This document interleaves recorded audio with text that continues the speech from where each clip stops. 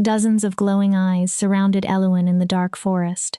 For 16 years, she had believed she was a broken half-blood who would never shift. Yet now silver markings burned across her skin, and a massive black wolf with molten gold eyes stood before her. Then the beast became a man, and every wolf lowered itself in submission. "Who are you?" Elwyn demanded. "Chaol Nightborn, Alpha King." His golden gaze locked onto hers. "And whether you understand it yet or not, you're mine." But why would an Alpha King claim a girl everyone else had called worthless? Chapter 1. The Half-Blood Nobody.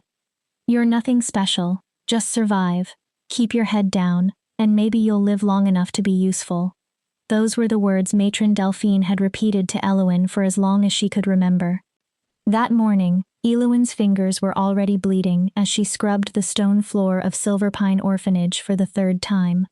Delphine stood over her with folded arms. She was a sharp-faced woman whose expression seemed permanently twisted with disgust. "Pathetic," Delphine muttered. 16 years old and you still can't shift. Half-blood trash. Elwyn kept her eyes on the floor.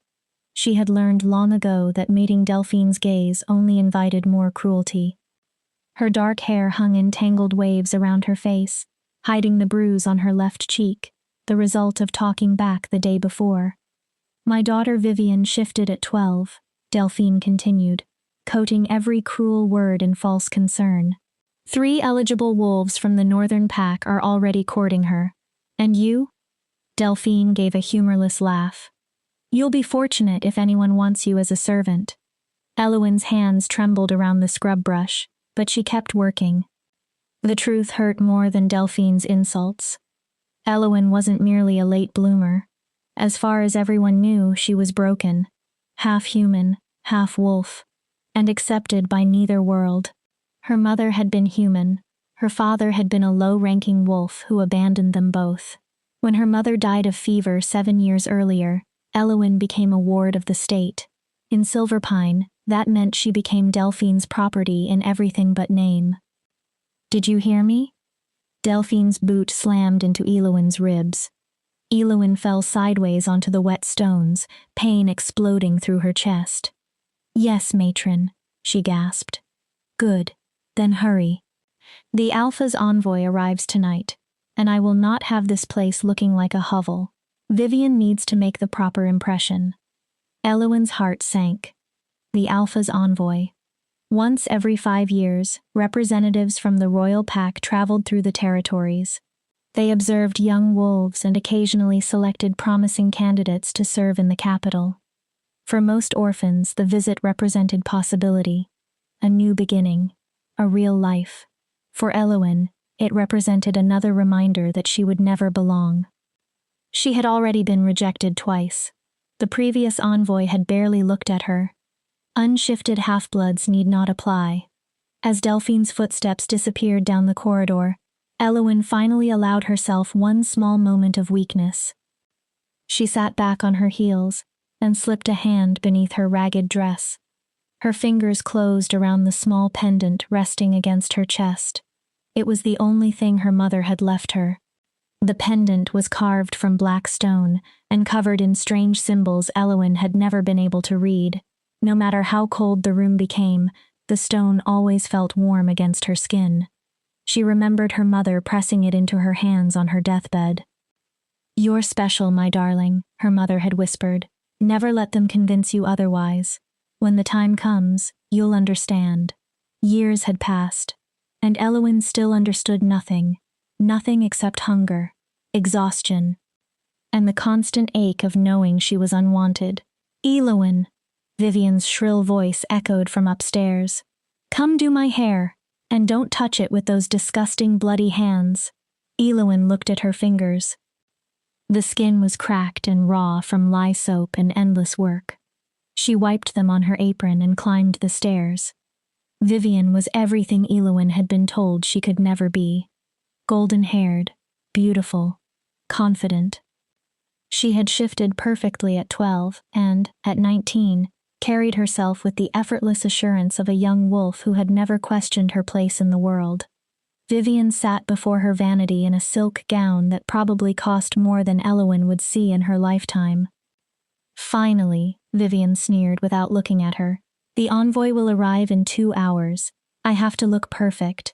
Mother says that if I impress them, they might recommend me for a position at court. Elowen picked up the brush and began carefully working through Vivian's golden hair. She knew how to disappear during these sessions. Speak only when necessary. Show no emotion. Give Vivian nothing to attack. Imagine it. Vivian continued dreamily. Me in the capital, surrounded by powerful wolves. She paused dramatically. Maybe I'll even catch the attention of the Alpha King himself. Elowen continued brushing. Vivian smiled at her own reflection.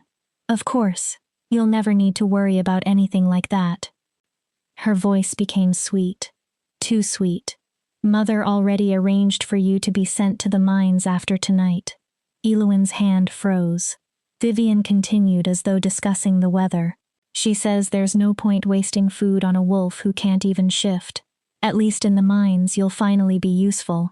The brush slipped from Elowen's fingers and struck the floor. Vivian's smile vanished. Pick it up. Elowen bent down automatically. The mines.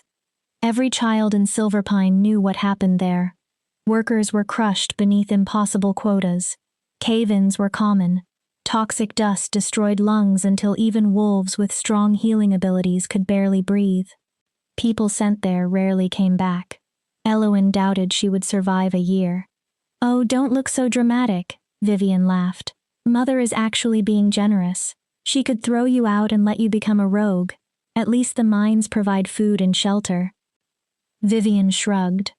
Poor food and miserable shelter, obviously, but still.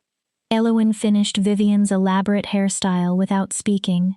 Her hands moved from habit while her thoughts raced. She had to leave.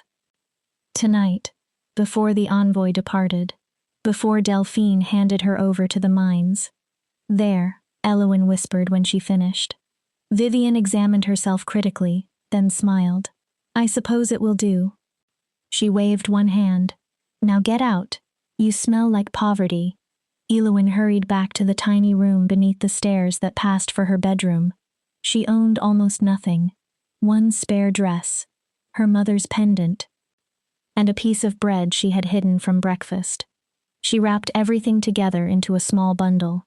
She had no money, no destination, no plan beyond getting away, but anything was better than the mines. She would wait until the envoy arrived. The carriages, servants, guards, and excited orphans would create enough confusion for her to slip through the kitchen and disappear into the forest. The woods beyond Silverpine were dangerous.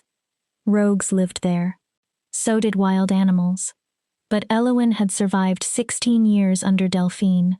She told herself she could survive anything. As sunset approached, noise erupted outside. Horses, carriages, voices. The envoy had arrived. Elowen pressed the bundle against her chest and crept toward the kitchen. The back door was only 3 steps away when pain exploded across her scalp. Someone seized her by the hair. Did you really think I wouldn't notice? Delphine's voice was cold with fury. Elowen's vision blurred as the matron dragged her backward. Did you think I wouldn't see you planning to run? Please, you ungrateful little parasite. I fed you, clothed you, gave you a roof over your head, and this is how you repay me? I'm sorry, Elowen gasped. Oh, you're going to be sorry. Delphine tightened her grip. I intended to wait until tomorrow before sending you to the mines, but I've changed my mind. Tonight is better. Elowen stopped struggling for one terrified second. The overseer's wagon is already outside. No. The word escaped her before she could stop it. Then fear took over. Please, not tonight. I'll do anything. You should have considered that before stealing from me. Delphine ripped open Elowen's bundle and held up the bread. This belongs to the orphanage. Taking it makes you a thief.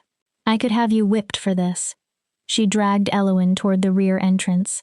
A rough-looking man waited beside a wagon reinforced with iron bars. A long scar ran down one side of his face. The mine overseer. His eyes were empty.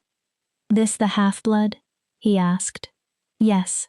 Delphine shoved Elowin toward him. Take her, and make sure she works hard enough to justify what it costs to keep her alive. The overseer clamped one hand around Elowin's arm. His grip felt like iron. She twisted. He barely moved. Then he began hauling her toward the barred wagon. Something inside Elowin broke. Or perhaps something finally awakened. Her survival instinct screamed louder than fear. She turned suddenly and sank her teeth into the overseer's hand. He shouted. His grip loosened. Elowin ran. She didn't head toward the road. She ran directly into the forest. Behind her came Delphine's furious screaming and the overseer's curses. Elowin never looked back. Branches tore at her dress. Thorns scratched her skin. She ran deeper beneath the trees until the voices faded behind her. Still she kept going. Her lungs burned. Her legs trembled. Finally, her body refused to continue. Elowin stumbled into a clearing she had never seen before and collapsed to the ground, struggling for air. The pendant against her chest felt hot, not warm. Hot. So hot that it almost burned. Then she heard something moving. Footsteps. Slow. Deliberate. Circling her. Elowin raised her head. Her blood turned cold. Eyes glowed between the trees. Dozens of them. Wolves. Huge wolves surrounded the clearing, their bodies only partly visible beneath the moonlight. Elowin pushed herself backward. These were not rogues. Rogues moved chaotically. These wolves moved together, watching, waiting. Then the largest stepped forward, a massive black wolf. Silver markings streaked its face, and its eyes burned like molten gold. It stared directly at Elowin with an intelligence that was unmistakably human. Elowin scrambled backward until there was nowhere left to go. The wolf exposed teeth almost as long as her fingers. Then her pendant erupted. White light burst from the black stone. Elowin screamed as it swallowed her. Power flooded through her veins like liquid fire. Ancient, foreign, overwhelming. Her bones shifted. Cracked. Reformed. Her skin burned. Her senses exploded open. She smelled damp earth beneath the clearing, sap inside the trees, every wolf surrounding her, every heartbeat, every breath. She was shifting. For the first time in her life, Elowin was shifting. But this was nothing like the transformations she had heard other wolves describe. Too much power rushed through her. Too much awareness. Too much of everything. When the blinding light finally faded, Elowin looked down. She was not standing on 4 legs. She still had a human shape. But her fingers had become claws tipped with black talons. Glowing silver patterns covered her skin. Each mark pulsed in rhythm with her heart. She looked toward a puddle and saw her reflection. Her ordinary brown eyes were gone. Golden light burned in their place. The black wolf had not moved. It watched her with an expression that looked almost like recognition. Then light shimmered around its body. The wolf became a man. Elowin forgot how to breathe. He was tall and powerfully built, with black hair and the same molten gold eyes. His clothing marked him as nobility, perhaps something even higher. When he spoke, authority rolled through his voice so strongly that Elowin's newly awakened wolf immediately recognized the command beneath it. "Impossible," he whispered. His gaze moved across her glowing markings. "You're Omega." Elowin stared at him. "What?" He stepped closer. Every wolf in the clearing dropped onto its belly. Submission. Total and immediate. The man barely noticed them. His attention remained fixed on Elowin. The markings, the partial shift, your scent. His expression changed from disbelief to something deeper. "You're not simply Omega," he lowered his voice. "You're Prime Omega, the first in 300 years. Elowin backed away. "I don't understand. I'm nobody. I'm a half-blood who couldn't even shift." "You were dormant." His golden eyes followed every movement she made. Your power was locked away until something triggered it. He inhaled. His pupils widened. And now your scent is carrying enough omega pheromones to attract every unmated alpha within 50 miles. As if his words had summoned them, a howl rose somewhere beyond the clearing, then another, and another. The sounds were distant, but getting closer. The man's expression hardened. We leave, now. Wait. Elowen stood her ground despite the fear shaking through her body. Who are you? More howls answered from the forest. He looked at her. Something in those golden eyes stole the air from her lungs. Possession, certainty, something that felt almost like recognition. Chaol Nightborn, Alpha King of the Northern Territories. His voice dropped into a growl that vibrated through every newly awakened nerve in her body. And whether you understand it yet or not, you're mine. He took one step closer. You always have been. Before Elowen could answer, the first rogues burst through the trees. Their eyes were wild. Their mouths foamed. Every one of them was focused on her. Chaol moved faster than thought. He swept Elowen into his arms. Hold on. Then he ran. The other wolves closed around them in a protective formation, while more rogues crashed into the clearing behind them. Elowen clung to the Alpha King as the forest dissolved into darkness and speed. Only one certainty remained.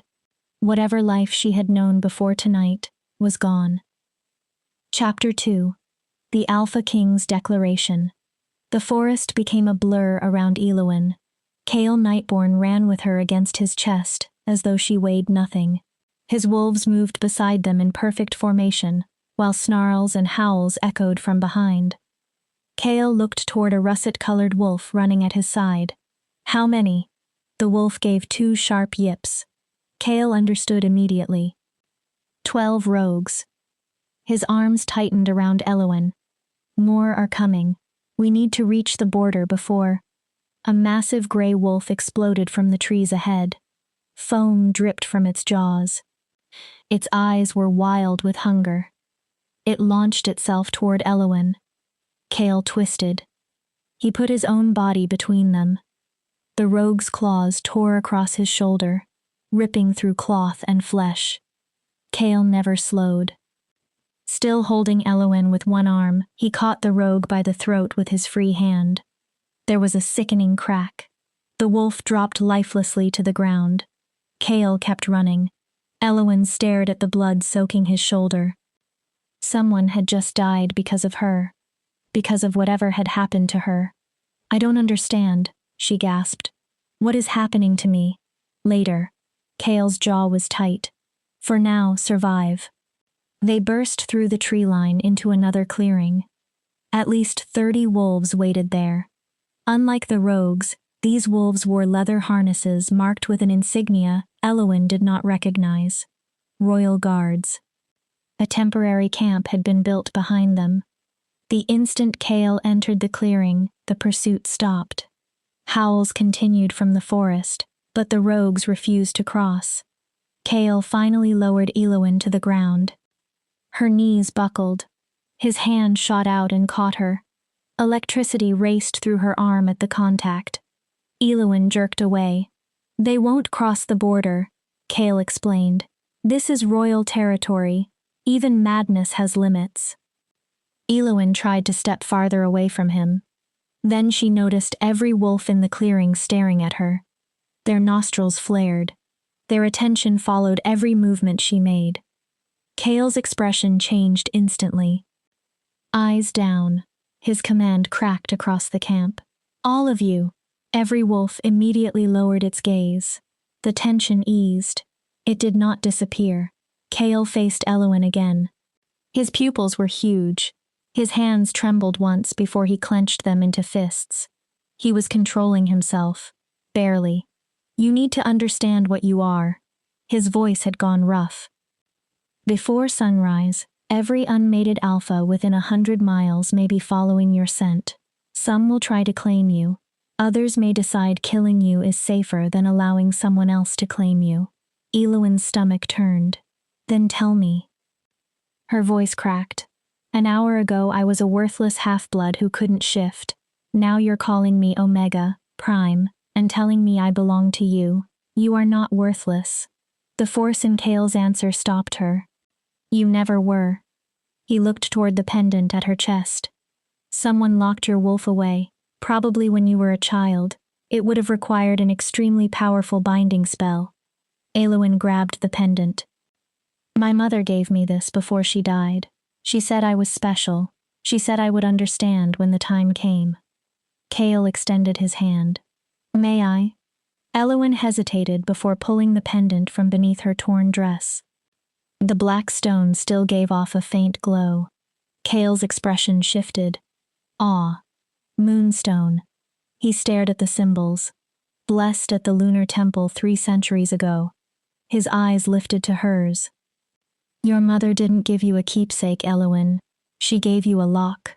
A lock? The binding spell was embedded inside this stone. It concealed your true nature until you were old enough and strong enough to survive awakening. Survive what? Eowyn's frustration broke through her fear. What am I? Chaol gestured toward the central tent. Come with me. You need the history. Inside, maps covered nearly every available surface. Different colors marked territories. Notes listed pack locations, alliances, and borders. Chaol lit several lanterns. Then he faced her. Wolf hierarchy seems simple from the outside. Alphas lead, betas support. Omegas. He paused. Omegas are rare, perhaps 1 wolf in 10,000. They're usually smaller and carry a scent that strengthens pack bonding and stability. Most live quiet lives under pack protection. But I'm not like most Omegas. No. Chaol's eyes remained fixed on her. You are Prime Omega, the old bloodline, something that appears only once every few centuries. He crossed to one of the maps and pointed toward an old illustration. A wolf covered in glowing markings. The patterns matched those on Eowyn's skin. Prime Omegas do more than stabilize packs. They change them. Their presence strengthens alphas, deepens beta loyalty, and increases the power of the entire pack. Eowyn stared at the drawing. Chaol continued. Wars have been fought over Prime Omegas. Dynasties were founded on their bloodlines. His voice became quieter. 300 years ago, the last Prime Omega was murdered. Several alphas fought over who would claim her. They tore her apart in the struggle. Eowyn felt nauseous. So I'm a prize. No. A weapon, then? I'm telling you how other alphas will see you. Chaol moved closer. Any alpha hungry for power will want to claim you. Not for who you are, but for what your bond could give him. To those wolves, you would become a tool for dominating every rival pack. Then let me leave. Eowyn's voice rose. I'll disappear. I'll hide somewhere they can't. You can't hide anymore. Chaol spoke gently, but there was no uncertainty in the words. The binding broke when your wolf awakened. Your scent is free now. It will continue attracting alphas until someone claims you. Eowyn backed toward the tent wall. Chaol continued. A completed bond tells other wolves that you are taken. It places you beneath the protection of an alpha strong enough to defend you. And I suppose you want to be that alpha. Chaol's jaw tightened. Want has nothing to do with it. Then what does? He moved before she could follow the motion. Suddenly, he stood directly in front of her. Heat radiated from him. His scent surrounded her. Pine, snow, and something untamed that made the wolf inside Eowyn stir with immediate recognition. The moment you shifted, Chaol said quietly, the moment your real nature surfaced, the mate bond snapped into place. He pressed one hand against his chest. Here. His gaze never left hers. It feels like a hook buried too deeply to ever remove. He took another slow breath. You felt it too. Eowyn had. She remembered the first moment the black wolf became a man. The second their eyes met, something inside her had recognized him. The sensation had been so profound, it felt less like meeting a stranger, and more like remembering someone she had somehow always known. But she refused to admit that. Not yet. I don't want a mate, she whispered. I don't want any of this. Pain flashed across Kale's face, gone almost immediately. I know. He stepped backward. If we lived in another world, I would let you decide in your own time. No pressure, no politics, no danger. His expression darkened. But we don't have that luxury. By tomorrow night, the other alphas will know exactly what you are. They will come. Eloin swallowed. And some of them won't care whether you consent. They'll force the bond. If necessary, they'll claim you through violence. You're trying to frighten me into choosing you. No. Kale's voice became steel wrapped in calm. I'm trying to keep you alive. He studied her for a moment. Give me 3 days. Eloin frowned. 3 days? Stay under my protection for 3 days. Let me show you that I am not like the others. He continued before she could interrupt. If those 3 days end and you still want nothing to do with me, I will help you find a way to suppress your Omega nature. Eloin stared. It can be suppressed? Temporarily, not forever, but long enough to buy you time. Why would you do that if this mate bond matters so much? Kale's answer came without hesitation. Because I refuse to have a mate who stays with me because she is frightened or obligated. Something raw entered his voice. I want a partner, an equal, someone who chooses me. Eloin said nothing. Even if I have to wait, even if you eventually choose someone else. She searched his face for manipulation, for the same kind of lie Delphine had used whenever cruelty needed to sound reasonable. She found none. Only exhaustion, determination, and something dangerously close to hope. 3 days, Eloin said, but I'm promising nothing beyond that. 3 days. Kale nodded. That's all I ask. A wolf howled from outside the tent, not a distant call. A warning. Kale went rigid. They're here already. Eloin's pulse accelerated. Who? Alphas. He moved toward the entrance. Your scent brought them. Where are you going? Kale looked back. His smile held no warmth. To explain boundaries and consequences.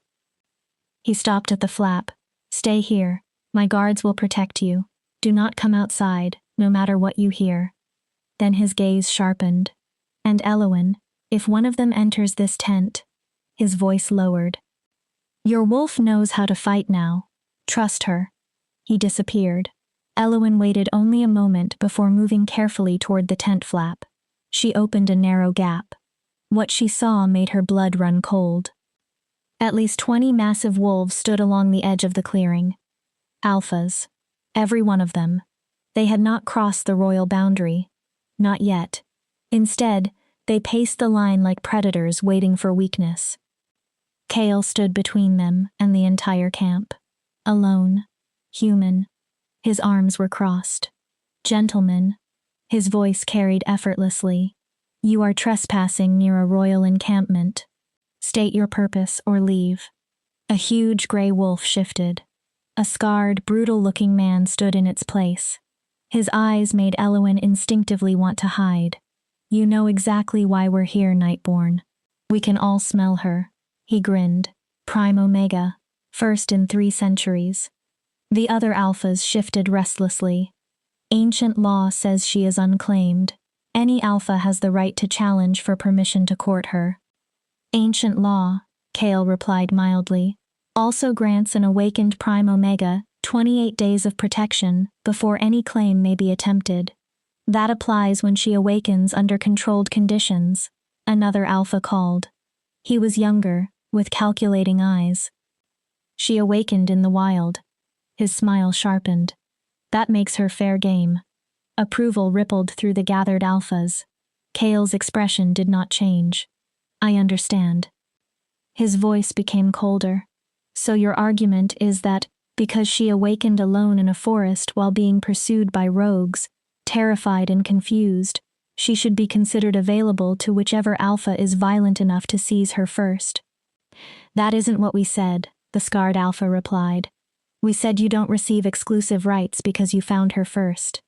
Kale laughed once, coldly. Found her? I didn't find her. He raised his head. She is my mate. The bond formed the instant she shifted. Silence. Then every alpha began speaking at once. Impossible. The bond cannot happen that quickly. He's lying. He wants to establish a false claim before anyone else. Kale raised one hand. The clearing went silent. I don't require you to believe me. His voice was calm again. But I require you to respect royal protection. Anyone who challenges that protection answers to me personally. The scarred alpha stepped forward. With respect, Your Majesty, if she is truly your mate, prove it. His gaze moved toward Elowen's tent. Bring her out. Show us the bond marks. The bond isn't complete. Kale's voice remained controlled. She is still awakening. How convenient. The man sneered. I think you found an unclaimed Prime Omega and decided to hoard her before anyone else could make a case. Then you're welcome to believe that. Kale smiled faintly. From outside my territory. His eyes turned lethal. If you remain here when the sun rises, I will consider your presence a declaration of war. That changed everything. Most of the gathered alphas began retreating. No one wanted open war with the Alpha King. The scarred man remained. Kale studied him. Your name? Royce Starkwater, Alpha of the Western Vale. Kale's smile changed. It became the expression of a predator. Royce Starkwater. Here is what happens next. You leave. Your delegation leaves with you. Then you spread the message that the Prime Omega is under my protection and completely off limits. Royce lifted his chin. And if we refuse? Kale shifted. One heartbeat, he was a man. The next, an enormous black wolf stood where he had been. Elowen had seen that wolf in the forest, but now, with nothing obstructing her view, she understood its size. Kale was almost twice as large as the other wolves. Power rolled from him in waves. Even Elowen's untrained instincts screamed danger. The russet wolf from earlier shifted into a woman with warrior scars and fierce eyes. She looked toward Royce, Alpha Starkwater. Her warning was unmistakable. The king is being generous. Accept his terms and leave. Royce stared at Kale. Elowen saw the exact second arrogance gave way to survival. Royce shifted into wolf form. Then he retreated. The others followed. Within minutes, the clearing was empty except for royal guards. Kale returned to human form. He swayed once. The wound across his shoulder had opened again. Blood soaked his shirt. Then he turned toward the tent. Even through the narrow opening, his eyes found Elowen's. The bond pulled. A thin, invisible thread between them. Alive. Waiting. Elowen let the flap fall closed. 3 days. She had agreed to 3 days. But as she touched the silver markings on her skin and felt unfamiliar power humming beneath them, one frightening question remained. Would 3 days be enough to understand her new life? Or would 3 days make leaving impossible? Chapter 3. The Mark of Protection. Elowen did not sleep. Every sound outside the tent kept her alert. Guards changing position, a distant howl, canvas shifting beneath the wind. She sat on the simple cot still wearing her torn orphanage dress. The brilliant markings from her awakening had faded to thin silver lines. They traced her skin like ancient writing. Whenever Elowen tried to study them, the symbols almost seemed to change when she looked away. Her mother had called her special. Delphine had called her worthless. The Alpha King called her his mate. Elowen no longer knew which truth frightened her most. Dawn crept through the entrance. A gentle knock followed. Elowen? Kale's voice sounded rough with exhaustion. May I come in? She should have refused. Distance would make everything simpler. Then she remembered his blood spilling in the moonlight because he had placed his own body between her and a rogue. Yes. Kale entered carefully. In daylight, he looked less like the terrifying Alpha King who had faced 20 challengers and more like a man who had not slept. A crude bandage covered his injured shoulder. Blood had already seeped through it. "You're hurt," Elowyn said.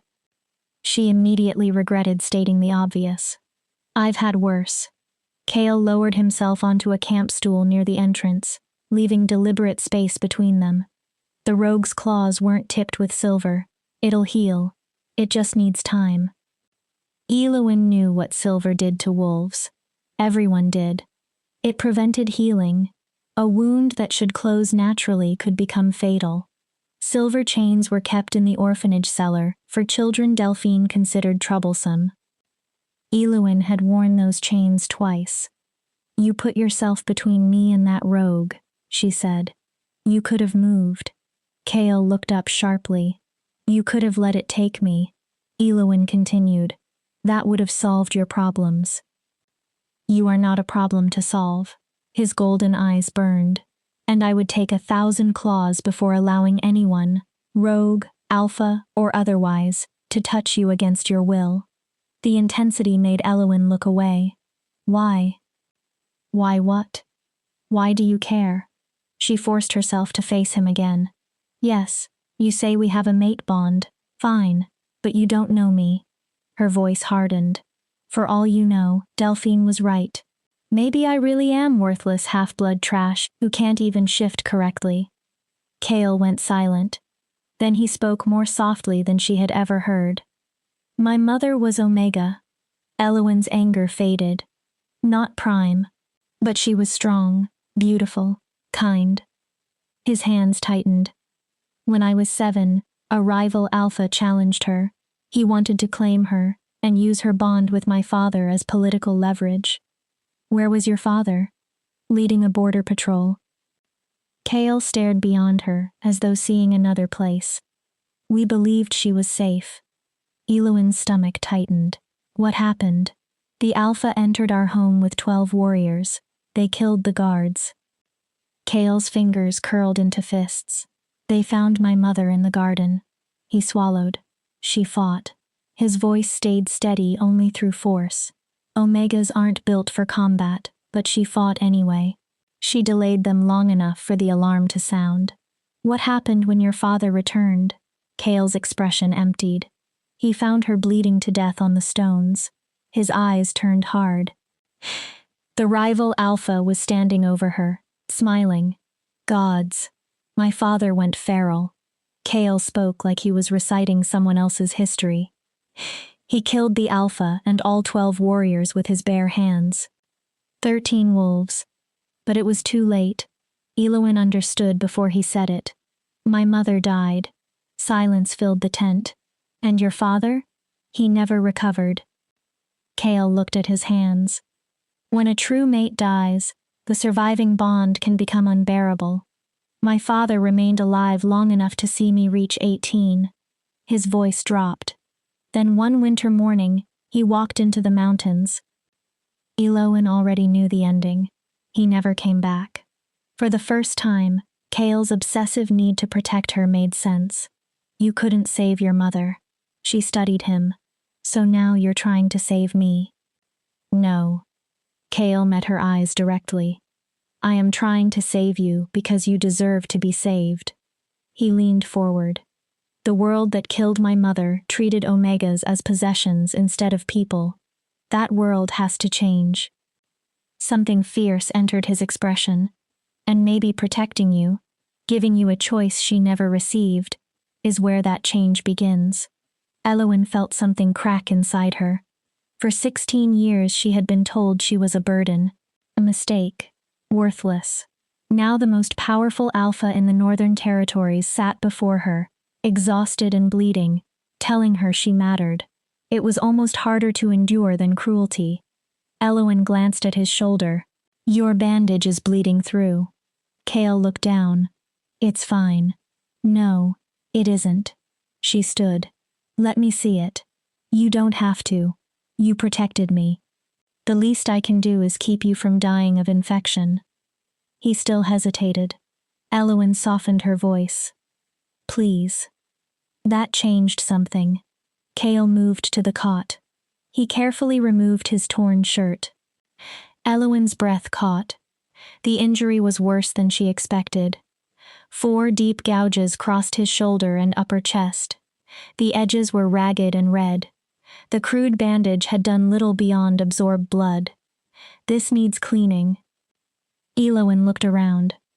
Do you have medical supplies? There's a kit in that chest. She opened it. Clean cloth, herbal antiseptic, curved needles. Thread. A surprisingly complete field kit. Elowen had spent enough time around the orphanage healer to recognize what she needed. The woman had been decent when sober, and sometimes allowed Elowen to watch her work. Occasionally, when Delphine was too drunk to notice, Elowen had helped. She knelt beside Cale. Being this close to him made his scent almost overwhelming. Pine, snow, wildness. The wolf inside Elowen stirred. This will hurt. I've survived worse. His voice was controlled, but Elowen heard the tension beneath it. She began cleaning the first wound. Cale did not flinch. He did not make a sound. His breathing simply became slower and more deliberate. You learned this at the orphanage? He asked after a while. I learned many things there. Elowen rinsed the cloth. Most of them involved surviving. She cleaned the second gouge. The healer let me watch sometimes. She said my hands were steady. They are. Cale watched her. Steady and gentle. Something in his voice made Elowen look up. Their faces were only inches apart. Gold filled his eyes. Tiny amber flecks surrounded his pupils. She could feel the heat from his body. The mate bond stirred. That invisible connection pulled at both of them like gravity. Elowen immediately focused on the injury again. Tell me what being Alpha King actually means. If Cale recognized the change of subject, he let her have it. Responsibility. How much responsibility? The Northern Territories contain 43 packs. He paused. Nearly 20,000 wolves. Elowen looked up. You're responsible for all of them? I am supposed to keep them safe, prosperous, and preferably prevent them from killing one another. A trace of dark humor appeared in his voice. Which is more complicated than it sounds? He explained the constant disputes. Packs with feuds that had lasted centuries. Neighbors refusing to cooperate. Alphas demanding more land, more resources, more influence. That sounds exhausting. It is. Cale sighed. Then add politics. Every alpha with an eligible daughter has tried to arrange a marriage with me. Every pack grievance somehow becomes my personal responsibility. Every decision I make is examined by 43 sets of eyes waiting for weakness. Elowen threaded the needle. Is that why you never took a mate? Partly. She began stitching the deepest wound. What's the other reason? I refused to settle for a political arrangement. Cale became thoughtful. My parents' bond ended tragically, but what existed between them was real. He swallowed. I remember the way they looked at each other, how naturally they moved together, two parts of the same whole. His voice dropped. I wanted that. Or nothing. Elowen tied the first stitch. And now you think you found it with me. She glanced at him. A woman you met 6 hours ago. I know you are brave. His answer was immediate. You ran rather than accept the mines. You chose a dangerous forest over a life someone else forced on you. You had no money, no plan, and nowhere to go. That isn't courage. What is it? Desperation. Cale almost smiled. Sometimes they are the same thing. She began the next stitch. I know you're kind too. Elowen frowned. You are treating my wounds even though you don't trust me. He watched her. You're helping me despite the fact that I represent nearly everything frightening about your new life. I'm frightened of many things right now. Elowen tied another stitch. These markings, the alphas hunting me, a bond that apparently decided my future without asking me. She drew a breath. But what frightens me most is losing the right to choose. Cale became completely still. I'm afraid I'll wake up one day and realize I became someone else's possession. You won't. His answer carried iron certainty. Not while I'm breathing. Elowen finished the last stitch and began wrapping the wound. You can't promise that. Yes, I can. You told me yourself that other alphas will keep coming. Eventually one might be stronger than you, or smarter, or have more resources. Let them come. A growl entered Kale's voice. I have held this throne for 8 years against every challenge. He counted them without pride. 3 civil wars. 2 assassination attempts. Packs that hated each other for generations, now united. His golden eyes locked onto her. I did not survive all of that to lose you to an ambitious alpha with delusions of greatness. The possessiveness should have terrified Elowen. Instead, warmth moved through her chest. Her wolf responded to the promise. Protection. Belonging. Safety. Dangerous. All of this was dangerous. Elowen secured the bandage and deliberately moved back. There. Try not to tear it open again. Thank you. Kale pulled on a fresh shirt that someone must have left while they were talking. You need real sleep. So do you. The next few days will be difficult. Elowen watched him stand. What happens during those days? Today, I send messengers to all 43 packs. His hand rested on the tent flap. I inform them that I have found my mate. Her pulse jumped. Tomorrow, we travel to the capital. There, you'll have maximum security. He looked back. And on the 3rd day, Kale paused. You choose. What if I choose to leave? Pain crossed his face. But his voice remained steady. Then I honor the agreement. He opened the flap. I help you suppress your Omega nature for as long as possible. I provide money, resources, protection, and somewhere safe to go. His hand tightened on the canvas. And I let you leave. Elowen stared at him. Kale gave a faint, pained smile. But I will probably spend every day afterward hoping you change your mind. Then he left. Elowen remained alone. Her hands smelled of antiseptic and his blood. 3 days. How could anyone decide the course of an entire life in 3 days? She touched the place beneath her ribs where the bond seemed to hum. Warm. Insistent. Real. A frightening thought entered her mind. Perhaps the decision had begun the moment their eyes met in that forest. The moment her hidden wolf awakened and recognized his. Outside, Kale gave orders with the unmistakable authority of a king. Inside the tent, Elowen remembered something else. The exhausted man who had spoken about his mother. The wounded alpha who asked permission before entering. The man who had offered to let her go, even though letting her go would hurt him. Elowen curled onto the cot. She tried not to remember how natural touching him had felt. How right it had seemed to care for his wounds. How strongly she had wanted to close the distance between them. No, not yet. She still needed to understand being Prime Omega. She needed to know whether what she felt was choice or biology deciding for her. 3 days. She had survived 16 years with Delphine. Surely she could survive 3 days with an Alpha King. But when exhaustion finally pulled her into sleep, her dreams filled with golden eyes and promises of protection. And with one terrifying possibility, perhaps she no longer wanted to survive alone. Chapter 4. The Journey to the Capital.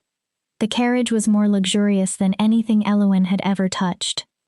Velvet cushions, polished wood, real glass in the windows instead of rough shutters. 30 royal guards surrounded it as the horses carried them along the forest road. Some guards traveled in human form. Others ran as wolves. Elowen sat opposite Kale and stared through the window. She had never left Silverpine. Now endless pine forests stretched toward distant mountains rising through the morning mist. Beautiful, isn't it? Kale's voice was soft. Elowen nodded. I didn't know the world was this big. She looked back outside. At the orphanage, everything was always the same. 4 walls, gray stone, the same. She stopped. Kale understood. You'll never see those walls again. His certainty startled her. Whatever you choose, I promise that. He held her gaze. You're free from Silverpine. Free. Eowyn barely knew how to understand the word. A russet-haired woman suddenly appeared beside the moving carriage, running with impossible speed. Your Majesty, scouts detected movement 3 miles east. It could be merchants, or scouts from another pack. Increase the perimeter, Chaol ordered. And have Victor shift. His nose is better than mine. The woman nodded and disappeared ahead. Commander Lyris, Chaol explained, head of royal security. That woman from last night? Yes. She seems intense. Chaol smiled. She is. She's also more loyal than anyone I know. She has saved my life at least 4 times. He leaned against the cushion. Eowyn noticed how carefully he avoided putting pressure on his wounded shoulder. You'll meet the rest of my inner circle at the capital. He gave her a sympathetic look. They'll probably be protective, possibly overwhelming. Because I'm Omega? Because you matter to me. Eowyn looked down. And because they understand what it means that the mate bond finally found me. They've been waiting 8 years. Her hands twisted together. Against the carriage's elegance, her torn orphanage dress looked worse than ever. I don't know how to matter to anyone. Chaol leaned toward her. I don't know how to become whatever you need. I need you to become nothing. She looked up. Nothing? I need you to be exactly who you already are. His voice was firm. No more, no less. He paused. Though we should start your training. Training? Your wolf awakened, but you have no control yet. Chaol explained the partial transformation. It happened instinctively in the forest. That form gave you defense, but eventually you must learn a full shift, scent control, and basic combat. His expression became serious. Especially combat. I'm not a warrior. You're Prime Omega. That doesn't make me a fighter. It means you're stronger than you realize. Chaol leaned forward. Your wolf spent 16 years dormant. That doesn't make her weak. It means she has 16 years of power you've never learned to access. As if she heard him, something stirred inside Eowyn. A presence. Separate from her. Yet completely part of her. Her wolf. I can feel her. Eowyn lowered her voice. But I don't know how to speak to her. Start simply. Chaol settled back. Close your eyes. Eowyn obeyed. She became aware of everything. The carriage wheels. The guards outside. The horses. Chaol's breathing. Now focus inward. His voice became slow and grounding. Don't force anything. Find her and acknowledge that she's there. Eowyn searched. At first, nothing. Then, a flicker. Curious. Careful. Alive. Hello? Eowyn directed the thought inward. The response came instantly. Not words. Emotion. Warmth. Recognition. Then loneliness. Such deep loneliness that tears filled Eowyn's eyes. Her wolf had been trapped inside her for 16 years, conscious, unable to surface, unable to communicate. I'm sorry. Eowyn's throat tightened. I didn't know you were there. Affection rushed through her. Forgiveness. Her wolf did not blame her. She was simply grateful to finally be seen. Good, Chaol said quietly. Eowyn opened her eyes. How did you know? Your scent changed. He smiled faintly. You made contact. He continued. Ask why she chose the partial shift instead of becoming a full wolf. Eowyn closed her eyes again. The answer arrived through instinct and images. Her partial form combined wolf strength and senses with human speech and reasoning. It was safer for someone who had lived entirely as a human. Eowyn explained what she sensed. Chaol nodded. Smart wolf. He leaned back. Mine did something similar when I shifted at 13. It took me months to control the full transformation. Eowyn stared. You struggled too? Of course. A small smile appeared. You're already ahead of where I was. The carriage suddenly hit something in the road. Eowyn was thrown forward. Chaol caught her by both shoulders. Electricity exploded through them. Their faces stopped inches apart. His golden eyes widened. The bond flared. What had previously felt like a thread became something burning, demanding, alive. Eloin jerked away. What was that? The bond. Kale's voice had gone rough. It becomes stronger when we touch, when we're close. He pushed one hand through his dark hair. His fingers trembled. I should have warned you. I'm sorry. Before Eloin could answer, Commander Lyris appeared beside the window. Her expression was grim. Your Majesty, the movement wasn't merchants. Kale instantly became someone else. The tenderness vanished. The king returned. How many? 20 wolves approaching from the east. Lyris's jaw tightened. They're flying Starkwater colors. Royce. Kale stood. That fool. He moved toward the door. He must have circled after last night and tried to intercept us before we reached the capital. Eloin followed. What do we do? You remain inside with 4 guards. Kale looked toward Lyris. Your best. She nodded. The rest of us handle Starkwater. Handle him how? Kale turned. The expression on his face made Eloin's wolf shrink instinctively. This was not the man who had quietly allowed her to stitch his wounds. This was the Alpha King who had survived wars. I warned him last night. Kale's voice became dangerously calm. He ignored me. He opened the carriage door. Now he learns what happens when someone threatens what is mine. Heat moved unexpectedly through Eloin's body. His dominance should have angered her. Her wolf responded differently. Be careful, Eloin said before she could stop herself. Kale's face softened. Always. Then he left. 4 warriors entered. 2 men, 2 women. One of the men had a scarred face but kind eyes. I'm Garrett, my lady. We'll keep you safe. I'm not a lady. Eloin almost laughed nervously. I'm just the Alpha King's mate. Garrett said it as though nothing about the statement could be questioned. That makes you the future queen. Eloin went still. And that makes you worth dying for. The casual certainty in his voice made her sick. Through the window, Eloin watched Kale's soldiers form a defensive line. 20 enemy wolves emerged from the forest. Royce stood at their center in his enormous gray wolf form. Kale remained human. His arms were folded. You were warned, Starkwater. His voice crossed the distance. I told you what pursuing this path would mean. Royce shifted into human form.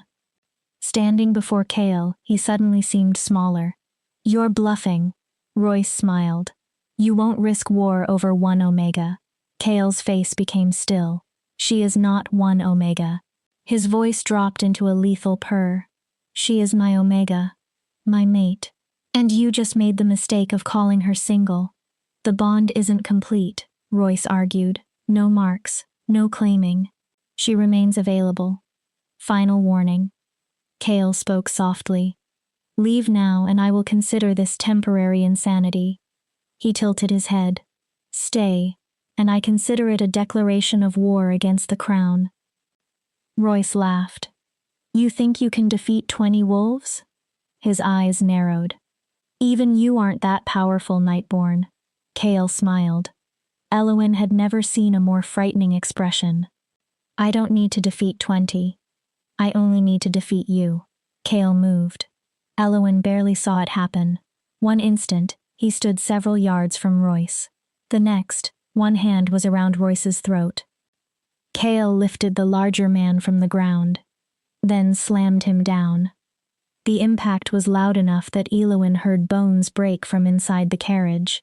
The Starkwater wolves charged. Kale's guards intercepted them. The royal fighters moved as a unit. Years of training showed in every movement. Snarls and snapping jaws filled the road. Eloin could barely look away from Kale. He had Royce pinned. One hand around the other Alpha's throat. The other pressed against his chest. You came for my mate.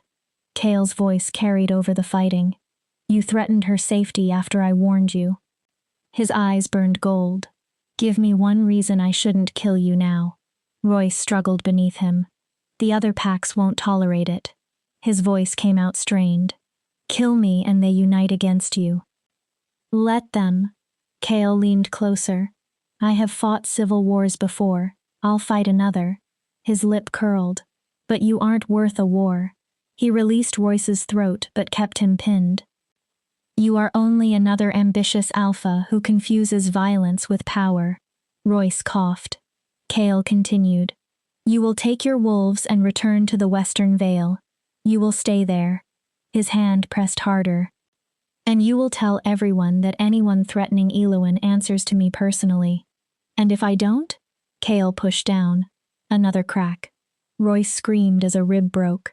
Then I kill you here. Kale's voice contained no emotion. And the crows can strip your corpse while the other alphas learn from your mistake. The brutality made Elwyn's stomach twist. This was another side of Kale. Not the patient man. Not the wounded son. The king. A ruler who had survived 8 years because he was capable of becoming ruthless when necessary. Royce saw it too. His resistance vanished. Fine, he gasped. We leave. Kale stared at him. We won't pursue her. Swear it. Royce's face tightened. By your pack and honor. I swear. His voice was hoarse. By pack and honor, we will not pursue the Omega. Kale stood. Leave my territory. His contempt was unmistakable. And pray I never see you again. Royce shifted. His wolves withdrew with him. The fight ended nearly as quickly as it began. Royal guards returned to position. Kale remained still for a moment, chest rising heavily. Then he turned toward the carriage. Elwyn watched the change happen as he approached. The predator receded. The man returned. He climbed inside. His control slipped just enough for Elwyn to see fear beneath it. Are you hurt? His eyes immediately searched her body for injuries. Elwyn almost laughed in disbelief. I'm fine. You just fought 20 wolves. That barely qualifies as exercise. His hands were shaking. I'm sorry you saw that. Kale sat opposite her. The violence. I would rather have spared you. You protected me. Elwyn interrupted him. Again. She searched his face for the monster she was supposed to fear. She found exhaustion, concern, and that same disarming vulnerability. You broke his ribs. I should have broken his neck. Kale's eyes darkened.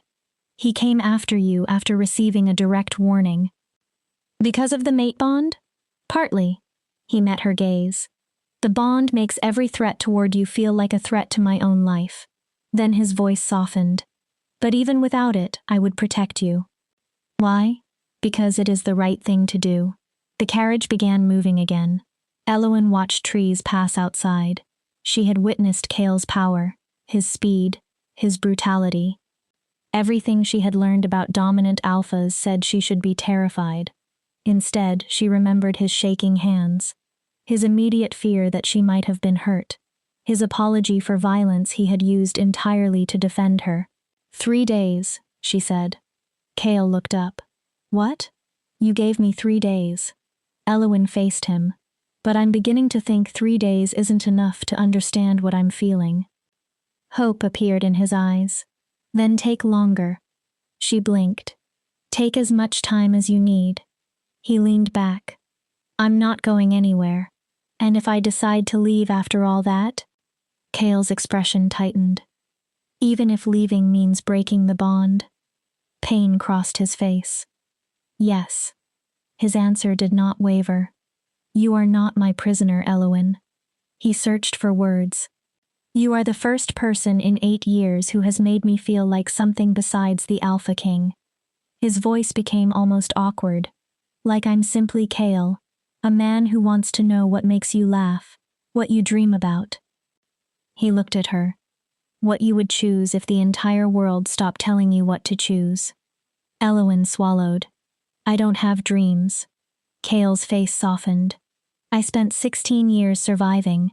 There was no room for dreams. Then I'll give you time to find some. His golden eyes held hers.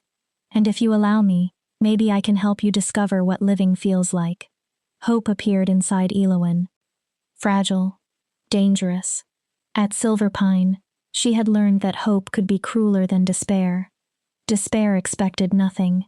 Hope made you care, and anything you cared about could be taken away. Still, as Northspire drew closer, Elowyn found she could no longer silence it. Chapter 5. The Capital's Court.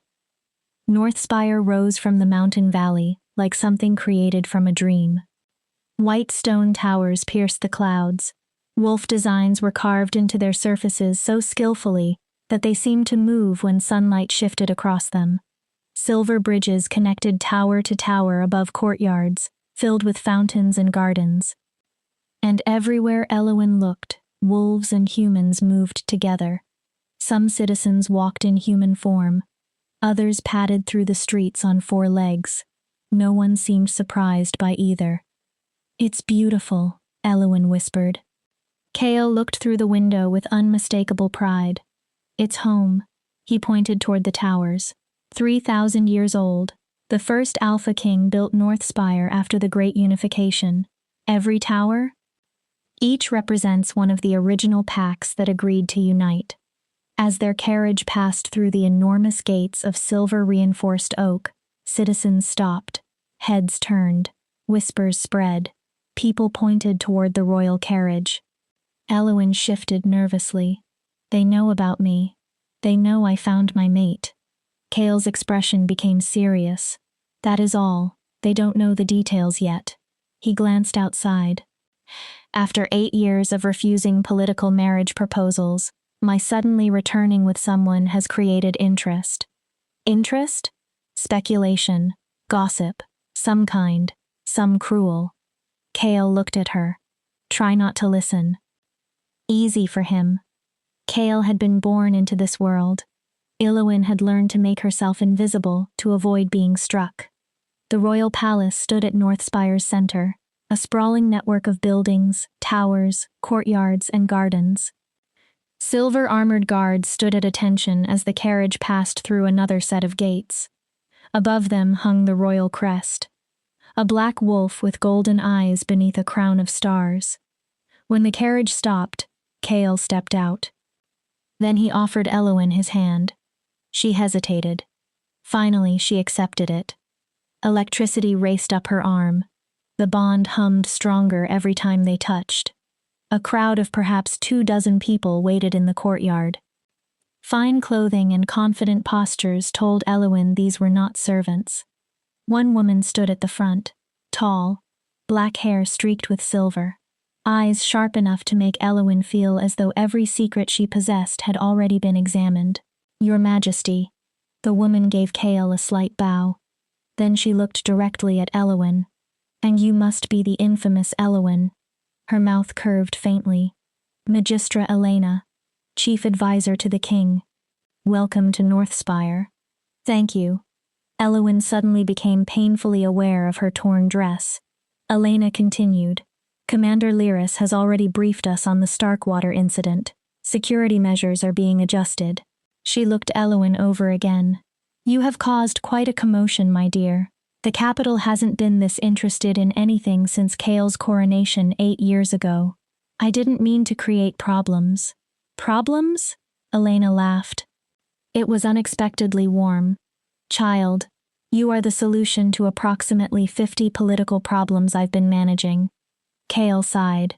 "Elena, do you know how many eligible daughters I've politely rejected on his behalf?" She looked at Elowyn. "More than 100. Elena, and now I can finally tell all of them to abandon hope." Chaol's warning held affection rather than anger. Elena waved him away. "I'm telling her the truth. She needs to know what she's entering." Then Elena clapped twice. Servants appeared. "Take her to the royal guest quarters. Prepare a bath. Find proper clothing." Her expression sharpened. "And for the love of the gods, feed her. She looks as though she hasn't eaten properly in weeks." Elowyn intended to protest. Her stomach growled loudly. Elena raised one eyebrow. Elowyn gave up. Breakfast at Silverpine had been thin gruel. She had eaten nothing since running into the forest. Go, Kale said gently. I have meetings I can't delay. He hesitated. I'll visit this evening. A vulnerable uncertainty entered his eyes. Unless you would rather I didn't, I don't want to make you uncomfortable. Eowyn stared at him. The Alpha King was asking her permission. I'd like that. Kale's smile transformed his face. Then I'll see you tonight. 3 servants escorted Eowyn through the palace. Every corridor seemed more extravagant than the last. Marble floors, huge tapestries depicting legendary battles, chandeliers that looked as if they held actual diamonds. Finally, they stopped before carved double doors. A middle-aged servant with kind eyes opened them. Eowyn stopped. The suite beyond was enormous. The bedroom alone was larger than Silverpine's common room. A 4-poster bed covered in silver and blue silk dominated one wall. Windows stretched from floor to ceiling and overlooked the entire city. Through an archway stood a bathing room with a tub so large Eowyn thought she could swim in it. This can't be mine. The servant smiled. Royal guest quarters. She introduced herself as Mara. You'll stay here until your status is decided. Mara gestured gently toward the room. If you accept the king's courtship, you'll eventually move to the queen's chambers. And if I leave? Mara paused. The answer did not need words. All of this would disappear. Eowyn would return to uncertainty. Running. Surviving. But staying meant accepting Kale. The bond. Perhaps one day the crown. Come, Mara said. You need food and a bath, the rest can wait. The bath felt like heaven. Hot water, lavender, soap so soft that Eowyn barely recognized the sensation against her skin. Servants washed her hair without pulling. None commented on the scars across her back, marks left by Delphine's punishments. When Eowyn finally emerged wrapped in a robe, she found at least a dozen outfits covering the bed. Dresses, trousers, tunics, training clothes. We didn't know what you preferred, Mara explained. Magistra Elena ordered variety. Eowyn selected a simple deep blue dress. Elegant without being extravagant, long sleeves concealed most of the silver markings. She looked into the mirror. The woman looking back at her seemed unfamiliar. Clean, properly dressed. Almost pretty. Beautiful, Mara corrected. Eowyn looked over. Mara smiled. You are beautiful, my lady. Her eyes went toward the faint silver marks at Eowyn's wrists. Those markings are considered sacred. They're the sign of Prime Omega. They're considered valuable. Eowyn's voice became bitter. That isn't the same thing. Mara's expression softened. Not to Kale. You don't know that. I've served this family for 20 years. Mara sat nearby. I watched Kale grow from a boy. I watched him survive his mother's death and his father's grief. She gave Eowyn a knowing look. I have never seen him look at another person the way he looks at you. He barely knows me.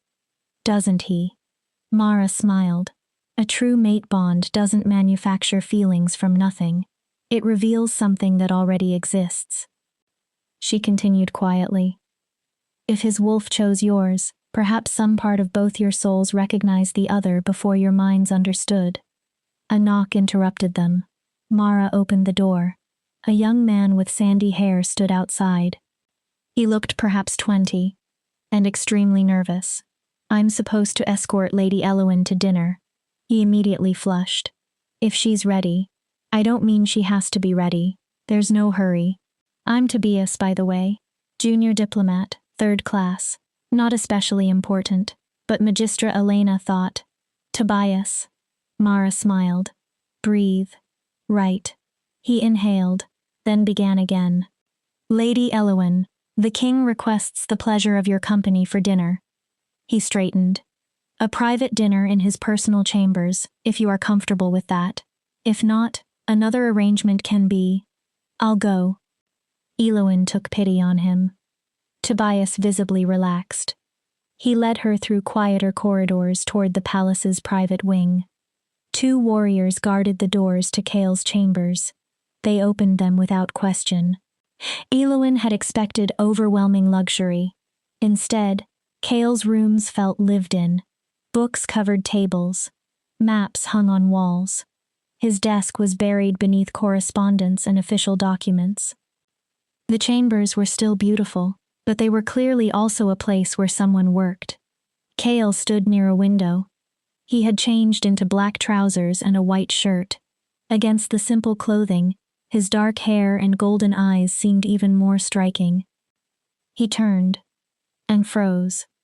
Elowyn. Something in his face changed. You look clean? She tried to make the word a joke. Radiant. His answer was completely sincere. Then he smiled. Though I liked you just as much covered in mud and wearing that torn dress. It isn't the clothing. Elowyn's chest tightened. You mentioned dinner. Servants entered almost immediately. They arranged covered dishes on a table beside the windows. When the covers came off, the smell nearly overwhelmed her. Roasted meat, fresh bread, vegetables she couldn't identify. Kale watched her. I wasn't sure what you liked, so I ordered several things. He gestured awkwardly. There's wine, tea, water, juice. Elowyn stared at him. You're nervous. Kale pushed one hand through his hair. A habit she was beginning to recognize. Terrified. You? I've negotiated peace treaties and faced rebel armies without losing sleep. He laughed at himself. Apparently dinner with you is what finally destroys my composure. Elowyn sat. Tell me about your meetings. Kale seemed grateful for the safer subject. Ironwood and Silvercrest are fighting over a tributary. He served food onto her plate as he spoke. They've argued for 6 months. Both believe they own the river. What else? Rogue activity in the south has increased. His expression tightened. When rogue numbers rise suddenly, something usually destabilized the local packs. Elowyn tasted the meat. She almost made a sound. It was tender, perfectly seasoned. Nothing like the gristle she remembered from Silverpine. Do you always work this much? Usually more. Kale watched her eat with obvious satisfaction. Elena believes I'm trying to work myself into an early grave. She may be right. Someone has to prevent 43 packs from tearing one another apart. He nodded toward her plate. Good? Good doesn't begin to describe it. Elowyn took another bite. This is the best meal I've ever eaten. Pain moved across Kale's face. The orphanage didn't feed you properly. It wasn't really a question. They fed me enough to keep me working. Elowyn looked down.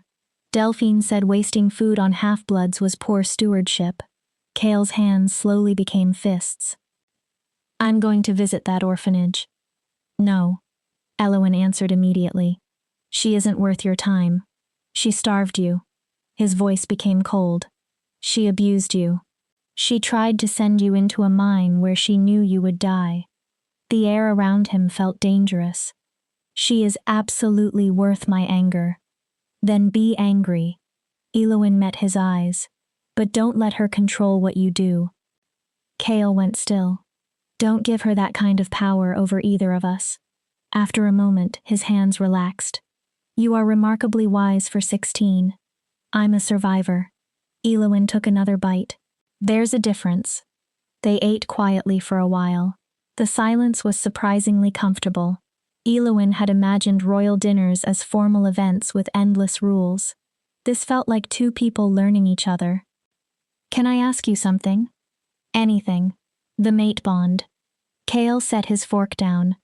You said it appeared the instant I shifted. How can that happen with someone you don't know? He considered his answer. The bond isn't intellectual recognition. What is it? Soul recognition, perhaps. Kale leaned forward. Your wolf and mine recognized each other as complementary. He searched for an explanation. Imagine 2 pieces of a puzzle fitting so perfectly that you cannot see where one ends and the other begins. What if one piece doesn't want to fit? Kale's smile disappeared. Then the bond aches. For whom? Both. He answered honestly. The bond does not force us together. You can reject it. So can I. What happens? Pain. His voice was quiet. Not necessarily unbearable, but persistent. A constant awareness of what might have existed. Eloin studied him. You already feel that? Every time we're apart. He touched his chest. A low ache. It weakens when we're together. He held her gaze. I'm not saying this to make you feel guilty. You deserve to know every consequence before choosing. Eloin thought about the pull she had felt. I feel something too. She lowered her voice. And I don't trust it. Why? How do I know any feeling is real? She set down her fork. What if this is biology manipulating me? What if I would never choose you without it? You cannot know for certain. The answer surprised her. Cale continued. But my mother once told me the bond doesn't create love. He looked toward the window. It creates opportunity. Opportunity? A foundation of compatibility. Love grows only if the people involved choose to build it.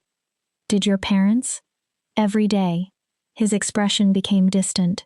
They argued. They disagreed. They annoyed each other. A faint smile. But every morning, they chose each other again. He looked at her. The bond made connection possible. They made that connection real. Eloin considered the idea. And if I reject you? Cale did not look away. I survive. Just like that? No. His smile was sad. It will probably hurt for a long time. He shrugged slightly. But I survived losing my mother. I survived losing my father. His voice remained steady. I will survive losing you if that is what you choose. The way he dismissed his own suffering made Eloin's eyes burn. I don't want to hurt you. I know. Cale reached across the table. His fingers stopped just before touching hers. But I want you free more than I want myself comfortable. His voice softened. That is what love means to me. Choosing another person's happiness over your own comfort. You don't love me. Eloin whispered it almost defensively. You can't. We just met. You're right. Cale's golden eyes remained on hers. I don't love you. Then he added quietly. Yet. Eloin's breath caught. But I could. His expression was open in a way that frightened her. I can feel the possibility. He smiled faintly. Like a seed waiting for water. A sharp knock broke the moment. Cale straightened. Enter. Commander Lyris stepped inside. Her expression was grim. Your Majesty, we have a situation. Magistra Elena needs you in the council chamber. What happened? A delegation arrived. Lyris looked at Eloin. 6 alphas representing the Southern Alliance. Cale's entire posture changed. They demand an audience. Lyris continued. They also demand to see the Prime Omega. Eloin's stomach tightened. They want proof she exists. Lyris looked at Cale. And proof of the mate bond. Cale stood. Tell Elena I'll meet them in 20 minutes. Then he stopped. Lyris, double Eloin's guard. Already done. No one comes within 50 feet of her quarters without my permission. Lyris nodded and left. Cale turned to Eloin. I'm sorry. I wanted tonight to be peaceful. What is the Southern Alliance? 6 of the strongest packs in the Southern Territories. His jaw tightened. They've spent years demanding greater independence from royal authority. This is about me? This is a power play. Cale moved closer. They're using your existence. Against you? Against everyone. This time he took her hand. The bond warmed instantly. Eloin, the next few days may become politically dangerous. There will be challenges. His thumb moved once against her fingers. People will try to turn you into a piece on their board. She looked at their joined hands. I need you to trust me when I say I will not let anyone hurt you. I do. Cale froze. Eloin realized she meant it. I trust you. Hope flashed across his face. Then remember that. His grip tightened gently. No matter what they say, no matter what they demand. He released her. Remember that I am on your side. Later, Tobias and 4 armed guards escorted Eowyn to her suite. She stood at the windows overlooking Northspire. Somewhere in the palace, 6 powerful alphas were planning how to use her existence. And within days, Eowyn was supposed to decide something that might alter not only her future, but the balance of power throughout the Northern Territories. She pressed her fingertips against the glass. Her faint silver marks reflected back at her. For the first time, she wondered whether leaving would truly be freedom, and whether staying might be the bravest decision of her life. Chapter 6. The Southern Alliance's Challenge. The council chamber was enormous. Silver designs depicting wolf history covered the high walls. An oval table carved from obsidian stood at the center. Chaol sat at its head. His advisors occupied both sides. Eowyn stood to his right in her blue dress, trying to conceal the trembling in her hands. 6 alphas faced them. Their combined power pressed against the room like heat. Their leader was a broad-shouldered man with dark skin and silver threaded through his hair. He smiled at Eowyn. There was no warmth in it. Alpha King Nightborn. His voice was smooth. I am Alpha Zarek of the Sunfire Pack. We appreciate your willingness to receive an unexpected delegation. His eyes moved to Eowyn. And I must admit, the rumors fail to do your Prime Omega justice. He studied her markings. Remarkable. Flattery, Zarek? Magistra Elena's voice cut across the table. How unexpected. Not flattery. Zarek leaned back. Observation. His gaze returned to Chaol. We traveled here to verify what we've heard. And what exactly have you heard? Chaol sounded almost bored. Eowyn had learned enough to recognize danger beneath that calm. That you found your mate. Zarek smiled. That she is Prime Omega. Another alpha spoke. And that you have hidden her inside the capital. A younger alpha leaned forward. We want to see the bond marks. The bond is not complete, Chaol replied. The marks will appear when the claiming occurs. How convenient. The younger alpha's mockery was obvious. An alpha king announces he has found a mate, yet no one has seen proof that she has been marked. Chaol's body tightened beside Eowyn. My word as alpha king is sufficient. Is it? Zarek leaned forward. Because some of us have considered another possibility. Elena's eyes narrowed. What possibility? That the Prime Omega is not actually his mate. Silence hit the room. Zarek continued calmly. Perhaps she is simply useful. He looked directly at Chaol. A convenient story allowing the king to control the most powerful Omega in 3 centuries without politically binding himself. The accusation hung in the chamber. Elena spoke first. An interesting theory. Her voice was ice. Do you possess evidence? We possess skepticism. Zarek smiled. And skepticism can be resolved through proof. Chaol's eyes hardened. What proof? The Prime Omega should be tested. Eowyn felt Chaol's anger before he spoke. Tested how? The traditional method. Zarek gestured. One of his guards placed a vial of thick red liquid on the table. Prime Omega blood reacts uniquely when combined with wolf essence. He tapped the vial. The reaction creates a temporary amplification through which every wolf nearby can sense her nature. Absolutely not. Chaol's answer came instantly. There is no traditional test. His eyes narrowed. You invented this. Zarek smiled. Then you're afraid. I am protecting my mate.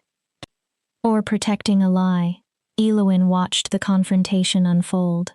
For once, fear did not cloud her understanding. The Southern Alliance was not primarily trying to hurt her. They were attacking Chaol's authority. If he refused the test, they could accuse him of deception. If he accepted it, he allowed rival alphas to dictate royal decisions. Either way, they gained something. Eowyn stepped forward. I'll do it. Chaol turned instantly. Absolutely not. His hand closed gently around her arm. You don't know what that substance is. No. Elowen met his gaze. But I understand what happens if you refuse. His jaw tightened. They're counting on you putting your need to protect me above your political judgment. She turned toward Zarek. What exactly happens during the test? His smile widened. Wise question. He gestured toward the vial. We mix a small amount of your blood with wolf essence. If you are truly prime, your connection to the wolves in this room will amplify temporarily. And then? Everyone feels your power. He spread his hands. No deception becomes possible. Elena leaned forward. And if the test proves she is prime, but fails to prove a mate bond? Zarek's answer was immediate. Then the Alpha King lied. He looked at Kale. And perhaps his fitness to rule deserves examination. Commander Lyris's hand dropped toward her sword. Any accusation that the king is unfit. It's fine. Everyone looked toward Elowen. I'm not afraid of the truth. She turned toward Kale. We are bonded. His eyes widened slightly. If they need proof, let them have it. Kale studied her. Elowen saw the conflict. The Alpha wanted to refuse. The king knew what refusing might cost. Finally, the king won. Proceed. His voice was quiet. Then he looked at Zarek. Carefully. Power filled every word. The Prime Omega remains under my protection. His eyes flashed gold. Any harm done to her will be treated as an act of war. Zarek produced a silver bowl. He poured the red substance into it. Only a little blood. One of his guards offered Elowen a needle. She pricked one finger. 3 drops fell into the bowl. For a heartbeat, nothing happened. Then the reaction exploded. Golden light erupted from the liquid. It pulsed like a living heart. The glow spread outward. Elowen gasped. Every wolf in the room suddenly became distinct inside her awareness. Their strength, their hierarchy, their emotions. She could feel them, and they could feel her. The silver markings across her body ignited. Golden light raced through them. Power surged beneath her skin. Ancient, intoxicating. For the first time, Elowen understood why wars had been fought over Prime Omegas. Then, the light faded. Strength drained from her. Her knees buckled. Kale caught her immediately and pulled her against him. His hand covered the markings protectively. There.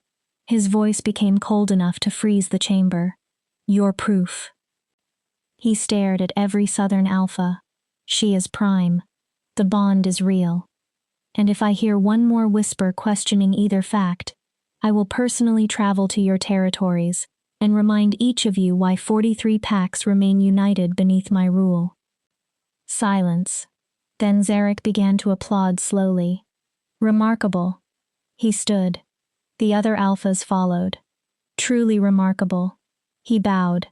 We are satisfied, Alpha King. Your Prime Omega is precisely what you claimed. His expression remained calculating. We look forward to the formal claiming ceremony. The Southern Alliance would be honored to send a representative as a gesture of support. Your support is noted. Kale's voice remained cold, but unnecessary. Zarek raised an eyebrow. The ceremony will be private. Private? He looked almost disappointed. For an event this significant? When the time comes, Kale repeated. The claiming is private. No one challenged him. The Southern Alphas departed with polite promises of cooperation that sounded more threatening than reassuring. As soon as the doors closed, Kale guided Elowen toward a chair. Are you hurt? His hands moved over her arms. Did the test cause pain? Only exhaustion. Elowen accepted water from Elena. What happened to me? Prime Omega manifestation. Elena sat opposite her.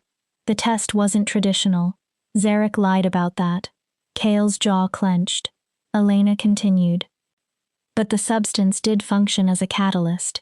It forced your power to the surface strongly enough for everyone to experience it. That was dangerous. Kale's anger returned. I should never have permitted it. I'm fine. Elowen drank. And now they believe us. They believe more than we wanted them to. Elena looked thoughtful. Zarek will tell the other Southern Alphas exactly how powerful your manifestation was. What changes? Everything. Elena's voice was sober. Some Alphas will see you as a threat. Others, Commander Lyris added bluntly, will try to kidnap you. Elowen stared at her. Some may force you to bear offspring in the hope that your prime strength passes into their bloodline. Lyris looked at Kale. Others may challenge him directly for the right to claim you. Kale's expression became dark. Triple security. Lyris nodded. Possibly quadruple. And Elowen remains within the royal quarters whenever I'm absent. Elowen sat straighter. No. Kale looked at her. No leaving the palace. That isn't necessary. It is. His voice sharpened. You just displayed power in front of 6 of the most ambitious Alphas alive. They began calculating how to exploit you before the light even faded. He moved closer. The safest place for you is here. Elowen wanted to argue, but exhaustion hit harder with every breath. The blood test drained you, Elena said. Rest first. Fight with him later. Kale ignored the comment. He ordered a guard to escort Elowen back to her suite and maintain constant watch. As she left, she looked over her shoulder. Kale was already discussing security with Elena and Lyris. The Alpha King had replaced the man who had eaten dinner with her. Elowen reached her room and collapsed onto the bed without changing. Sleep swallowed her. Deep. Heavy. Almost like drowning. When she woke, the room was dark. Someone was watching her. Her wolf reacted before her mind did. Elowen bolted upright. Her hands began glowing. She reached toward the lamp. A figure emerged from the shadows. Kale. I'm sorry. His hands lifted. I didn't mean to frighten you. Elowen's heart hammered. It's the middle of the night. I know. He stepped closer. Tension lined his shoulders. The bond started aching. Elowen swallowed. It became worse after you collapsed. His voice softened. I needed to see you and know you were all right. I'm fine, just tired. You were incredibly brave today. Kale sat carefully on the edge of the bed. And incredibly reckless. I wasn't hurt. This time, silence passed between them. There will be other challenges, Kale said. Other alphas, other tests. Something troubled entered his eyes. I cannot protect you from everything. Then teach me. Kale looked at her. Teach me to protect myself. Elowen's voice strengthened.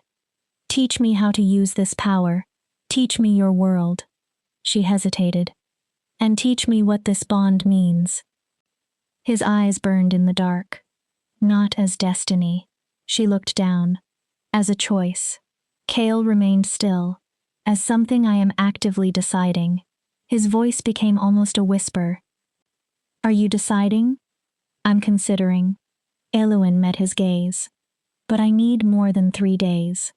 She touched her chest. I need to know who I am outside this bond. Kale nodded. Then take the time. He offered his hand. When she didn't pull away, he took hers. Warmth moved through the bond. But understand something. His voice carried quiet certainty. I'm all in. However long it takes. He squeezed her hand. Whatever you need to feel safe. Elowen's voice dropped. Even if I leave? Yes. Even if I decide none of this is what I want. Even then. Kale's promise felt immovable. I would rather lose you forever than trap you for one moment. He stood.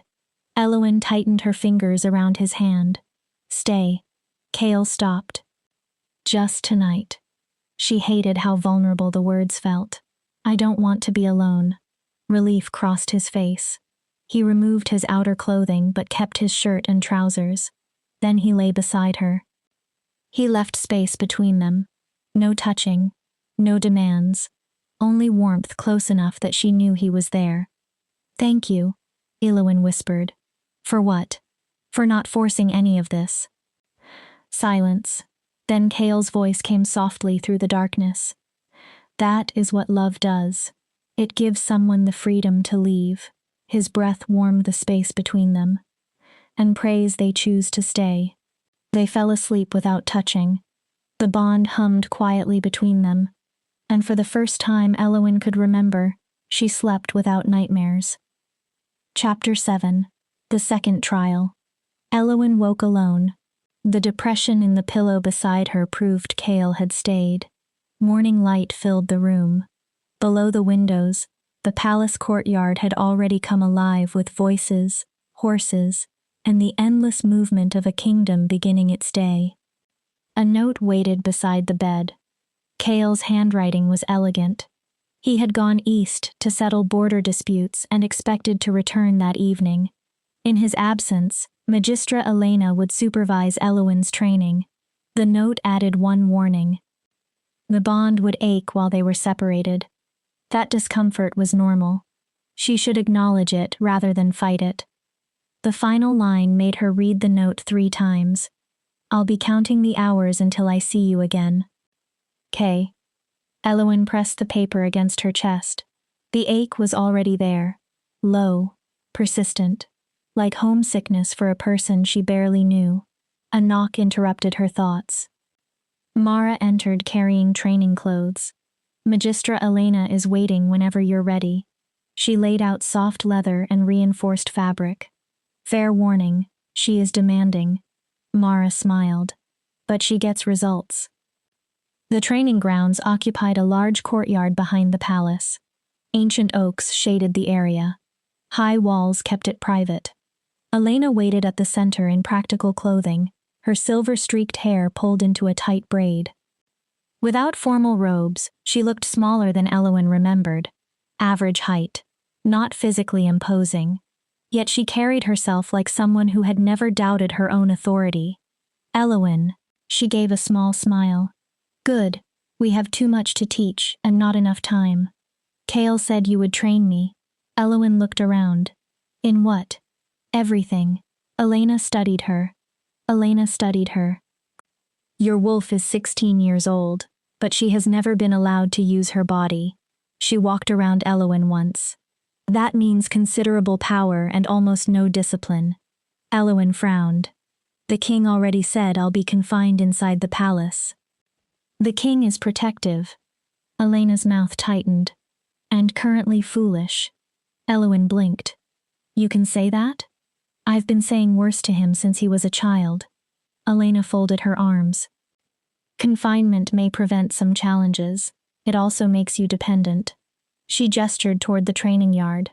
I would rather teach you to defend yourself than teach you to hide. Her expression sharpened. Show me your partial shift. Elowyn hesitated. Then she reached for her wolf. The connection came almost instantly. The wolf stretched inside her awareness. Power rushed through her. The transformation began. This time there was no agony. No violent cracking of bones. Her body changed smoothly. Claws formed. Silver markings ignited across her skin. She remained mostly human, capable of speaking and thinking clearly, while wolf strength filled her muscles. Elena nodded. Good. She examined Elowyn's hands. Much smoother than your first transformation. Then she stepped back. Shift into human form. Elowyn reversed the process. Seconds later, she stood normally again, breathing hard, but not exhausted. Excellent. Elena smiled. Now we begin the unpleasant part. What part? Combat. For the next 6 hours, Elena taught Elowyn to fight. Not the desperate brawling she had learned from surviving Silverpine. This was disciplined violence, precise, structured, tactical. Elena showed her leverage, balance, how to predict a strike from shoulder movement, how to turn an opponent's strength against them. The most common alpha mistake, Elena explained after one brutal demonstration, is believing physical dominance guarantees victory. Sweat ran down her face. It doesn't. She shifted position. A clever fighter can defeat a stronger opponent through biomechanics and psychology. They began sparring gently. Elena held back. She corrected Elowyn's feet, her shoulders, her breathing. Then the intensity increased. Elowyn discovered something shocking. She could almost keep up. Her wolf-supplied reflexes she had never possessed. Her muscles moved faster, stronger. Instinct warned her before attacks came. Combined with Elena's instruction, that instinct became useful rather than chaotic. Elowyn managed to land a hit. Elena smiled. Better. She attacked again. Again. By the time they stopped, Elowyn was soaked in sweat and covered in small bruises. Every muscle hurt. She had never felt better. For the first time, strength belonged to her. Not something used against her. Not something she had to fear. Servants brought water, bread, and fresh fruit. Elowyn drank almost desperately. How long have you trained? 40 years. Elena sat beside her. I was never going to become an alpha. Why? My wolf is strong. Elena shrugged. Not strong enough for alpha rank. She smiled. So I became valuable in ways most alphas underestimate. Combat? Combat. Politics. Strategy. Negotiation. Her eyes gleamed. I am probably more powerful than half the alphas in these territories. Elowyn laughed. Just not in a way they understand. Exactly. Elena drank some water. Which is one reason Kale listens to me. Only one? The greater reason is trust. Elena looked toward the palace. I have spent years earning his. Then she turned toward Elowyn. Speaking of Kale, Elowyn became wary. What about him? How do you feel? Elowyn thought about the previous night, the empty space Kale had deliberately left between them. Confused. That's reasonable. He isn't what I thought an alpha would be. Elowyn picked at the bread. He is strong, sometimes frightening. She remembered Royce's ribs cracking. But he is kind, and when I speak, he listens. Elena's expression softened. His mother taught him well. She taught him about choice. She taught him that power without wisdom is violence. Elena stared into the distance. That an alpha's duty is protection and guidance, not domination. She became quiet. After she died, I made it my mission to keep those lessons alive. Elowyn hesitated. Do you think he loves me? The question escaped before she could stop it. Sorry. It isn't inappropriate. Elena smiled faintly. And no. Elowyn felt an unexpected drop in her stomach. Not yet. Elena's smile deepened. But he's falling. How can you know? I have known him most of his life. She stood. I saw how he looked at you. Elena offered her hand. And I watched him move half the kingdom to ensure your safety. Elowyn took the hand. Come, you need to wash before tonight's council. Elowyn stared. I'm attending? Yes. Elena began walking. Word of your manifestation has already spread. Already? By tomorrow, every important pack will know the Alpha King's mate is Prime Omega. Is that good? Elena gave her a sideways look. Complicated. Of course. For Kale, it brings prestige. No Alpha King has bonded a Prime Omega in living memory. Elena's expression became more serious. It also means every unmated Alpha will be thinking about challenging for you. And the mated ones? Some will worry how their partners react to your scent and power. Elowyn sighed. Complicated. Very. The evening council was smaller. Only Kale's inner circle attended. Perhaps 12 people. Elena sat on Kale's right. Elowyn was placed on his left. Kale looked exhausted. His shoulders were tense. Then he saw Elowyn. Some of that tension disappeared. He reached beneath the table and squeezed her hand once. The brief touch felt intimate and possessive. Border report. Kale turned toward a grizzled advisor. Ironwood and Silvercrest reached a compromise. The advisor checked his notes. They'll share the tributary. Fishing rights are divided equally. Make it official. Kale turned. Rogue activity? A scarred woman answered. Still increasing in the south. She listed the incidents.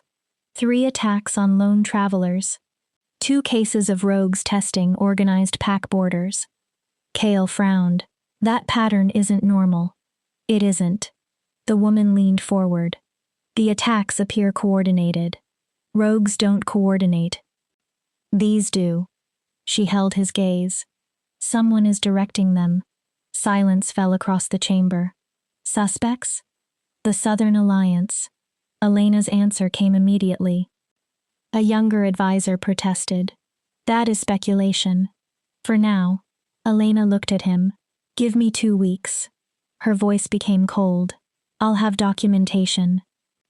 Kale glanced toward Elowen. She caught it. Why does this involve me? She asked. Rogue attacks in the South have nothing to do with Prime Omegas. Directly, no. Kale leaned back. Politically, yes. He explained the danger. If the Southern Alliance was deliberately allowing or encouraging instability, then the attacks were probably part of something larger. A challenge to your authority? Likely. But you're Alpha King. Elowen frowned. Wouldn't challenging you be suicide? Not if they believe they can win. Elena's voice became quiet. And not if they obtain an advantage Kale does not possess. Everyone looked toward Elowen. She understood. Me. No one denied it. If another Alpha controlled your prime amplification, Elena explained, his strength might become enough to challenge Kale directly. Elowen felt sick. They're going to try to take me. Yes. Kale did not soften the answer. That is why I am increasing your protection. He turned toward her. From now on, you don't leave this palace with fewer than 10 guards. Elowen's mouth fell open. When you travel, you use sealed royal carriages. That isn't living. It is temporary. It's imprisonment. Temporary imprisonment, Kale corrected, until we remove the threat. How long? As long as necessary, Elena answered. Elowen stared at both of them. What advantage do we have? Kale's response was simple. Me. Then he added, the loyalty of the other territories. His gaze held hers. And you. Something inside Elowen snapped. I am not a weapon. Kale went still. I'm not a tool for your politics. I know. No, you just said I am one of your advantages. You are a factor whether either of us likes it or not. His voice remained gentle but honest. Your existence is political now. Elowen's hands tightened. Your safety is strategic. Your power affects every calculation these alphas make. Each word struck harder than the last. Choice. Freedom. Partnership. Suddenly all of it felt hollow. I need air. Elowen stood. Elowen stood. Elowen. I need to leave this room. She pulled away when Kale reached for her. Then she ran. Guards tried to follow. Anger made her faster. She reached a balcony high above the city. Power flickered around her hands. The silver markings beneath her sleeves glowed. Kale appeared several minutes later, alone. I'm sorry. She did not turn. I should have prepared you before that meeting. I'm not only angry at you. Elowen gripped the railing. She was angry at circumstances, at her blood, at every alpha who could turn her existence into politics without her permission. I wanted time. Her voice broke. I wanted to understand who I am. She looked back at him. Instead, I'm trapped in a palace while strangers decide how to use me. Then leave. Elowen froze. What? Leave. Kale stepped closer. I meant every promise I made. His eyes were sincere. If you want to go, I will arrange protection, money, somewhere safe. But having me here strengthens you. Yes. You would lose that advantage. Yes. Kale didn't hesitate. Elowen stared. Then why let me go? Because every time I see you trapped and miserable, something inside me breaks. His voice went quiet. My mother taught me that loving someone means choosing their freedom over your comfort. He extended one hand. This is the first time I truly understand what she meant. Elowen looked at him. The conflict in his face was real. The king needed her. The man wanted her free. Slowly, she gave him her hand. I don't want to leave. Relief flooded his face. No? No. Elowyn drew a breath.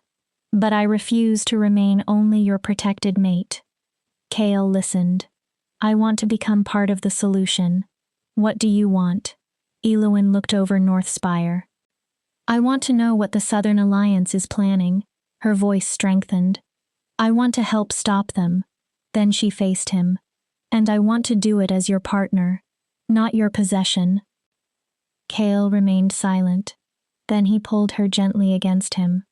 Elena was right. About what? You're going to change everything. Elowyn rested her head against his chest. Is that bad? No. His hand settled over her markings. It might be what I've been waiting for. He looked toward the city. A reason to believe strength and compassion can exist together. They stood there as darkness spread across Northspire. The bond between them hummed with every shared breath. Elowyn still did not know whether she loved Chaol. She did not know how much of the attraction came from her choice, and how much came from the bond. But one thing had changed. She wanted to find out. For now, that was enough. Chapter 8. The Conspiracy Revealed. The war room lay beneath the palace. Carved directly into stone, it was covered with maps, troop movements, and strategic displays from every region of the Northern Territories. Elowyn was summoned before dawn. She was instructed to tell no one where she was going. Elena was already there. So was Chaol. Several advisors Elowyn had never met surrounded the central table. Documents covered its surface, payment records, letters, supply lists, troop manifests, evidence. The Southern Alliance isn't merely taking advantage of instability. Elena pointed toward several locations on a map. They are creating it. She marked 3 positions. Rogue groups are being placed here, here, and here. Elowyn studied the map. All close to trade routes. Exactly. Elena looked at Chaol. The Alliance supplies them. Food, weapons, information. For what purpose? An advisor asked. Control. Elena's answer was immediate. Disrupt enough trade. Create enough fear. Then argue the central government has failed to maintain order. Another advisor understood. They intervene. Yes. Elena moved another marker. They claim they're restoring stability in their own territories. Once that intervention is accepted, they expand outward. A slow coup. Exactly. Chaol stared at the map. Elena's expression became darker. But that is not the worst part. She placed a broken seal letter on the table. We intercepted this. Elowyn leaned closer. The message was explicit. The Prime Omega represented an unprecedented strategic opportunity. If the Alliance could obtain her cooperation, or her body if cooperation failed, Prime amplification might allow one of their alphas to match Chaol. Their calculations gave them a 67% probability of victory in direct combat. They recommended acting within the lunar cycle. Elowyn's skin went cold. They're planning to kidnap me. Within 28 days. Elena nodded. Operatives are probably already inside Northspire. Chaol's hands tightened on the table. They'll wait for a security failure. Or create one, Elena added. What do we do? One advisor answered first. Attack. Everyone looked toward him. We know who is responsible. Send forces south. Destroy the Alliance before they move. That starts a war. Another advisor shook his head. And not every Southern pack supports them. If the Crown attacks first, neutral packs may join the Alliance. Chaol remained silent. Elowyn saw the burden settle onto him. Every option involved lives. Then Elena spoke. There is a third choice. Chaol raised his eyes. Explain. We bait them. Silence. Elena pointed toward Elowyn. We let them believe her security is failing. Chaol's face immediately hardened. Not actually failing. Elena continued before he could object. We stage vulnerability. How? An accident. A predictable routine. fewer visible guards. Her eyes gleamed with calculation.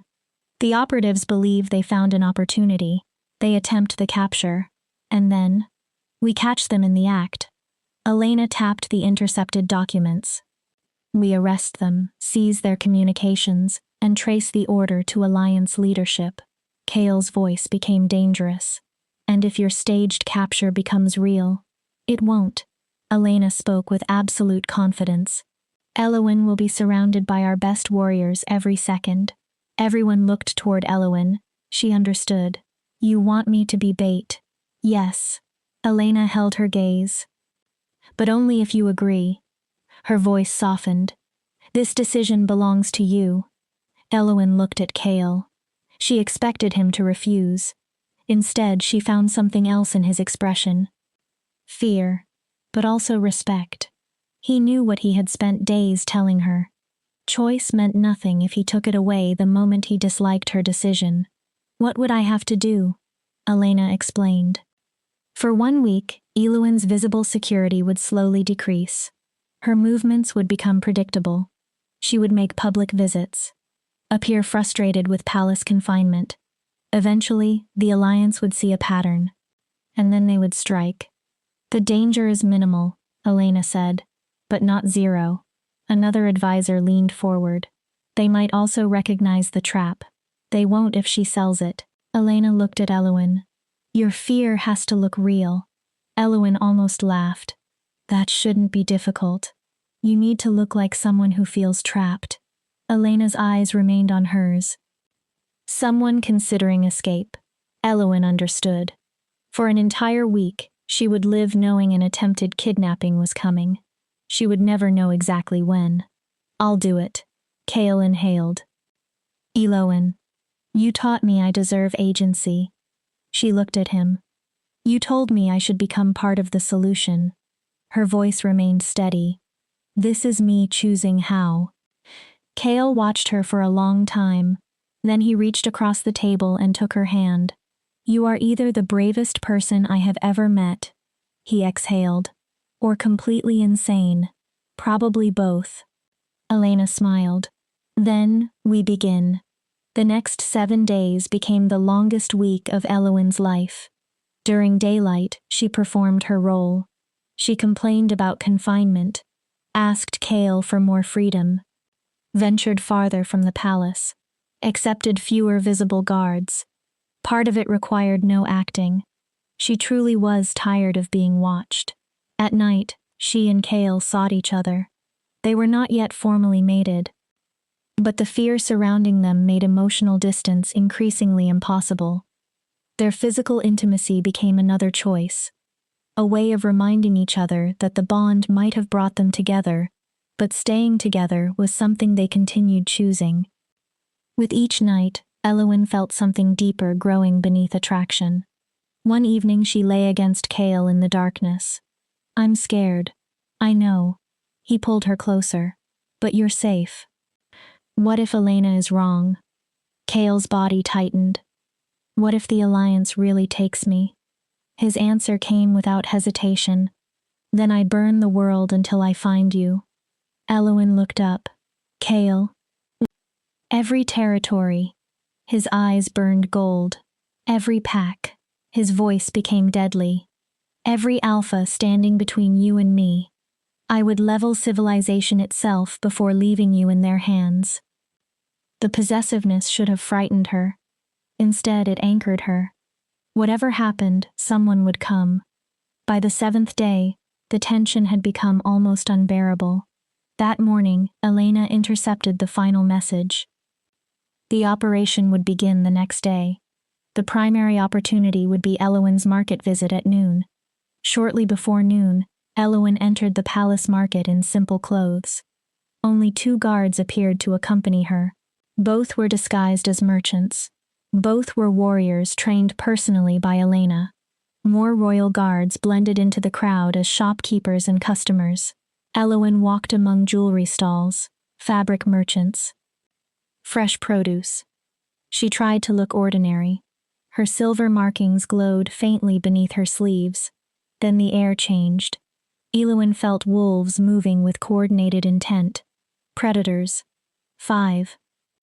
2 men, 3 women. All trained, all circling her. No uniforms, no visible symbols. One man moved forward. Eluin recognized him from intelligence reports. Marcus, one of the Alliance's trusted operatives. Prime Omega.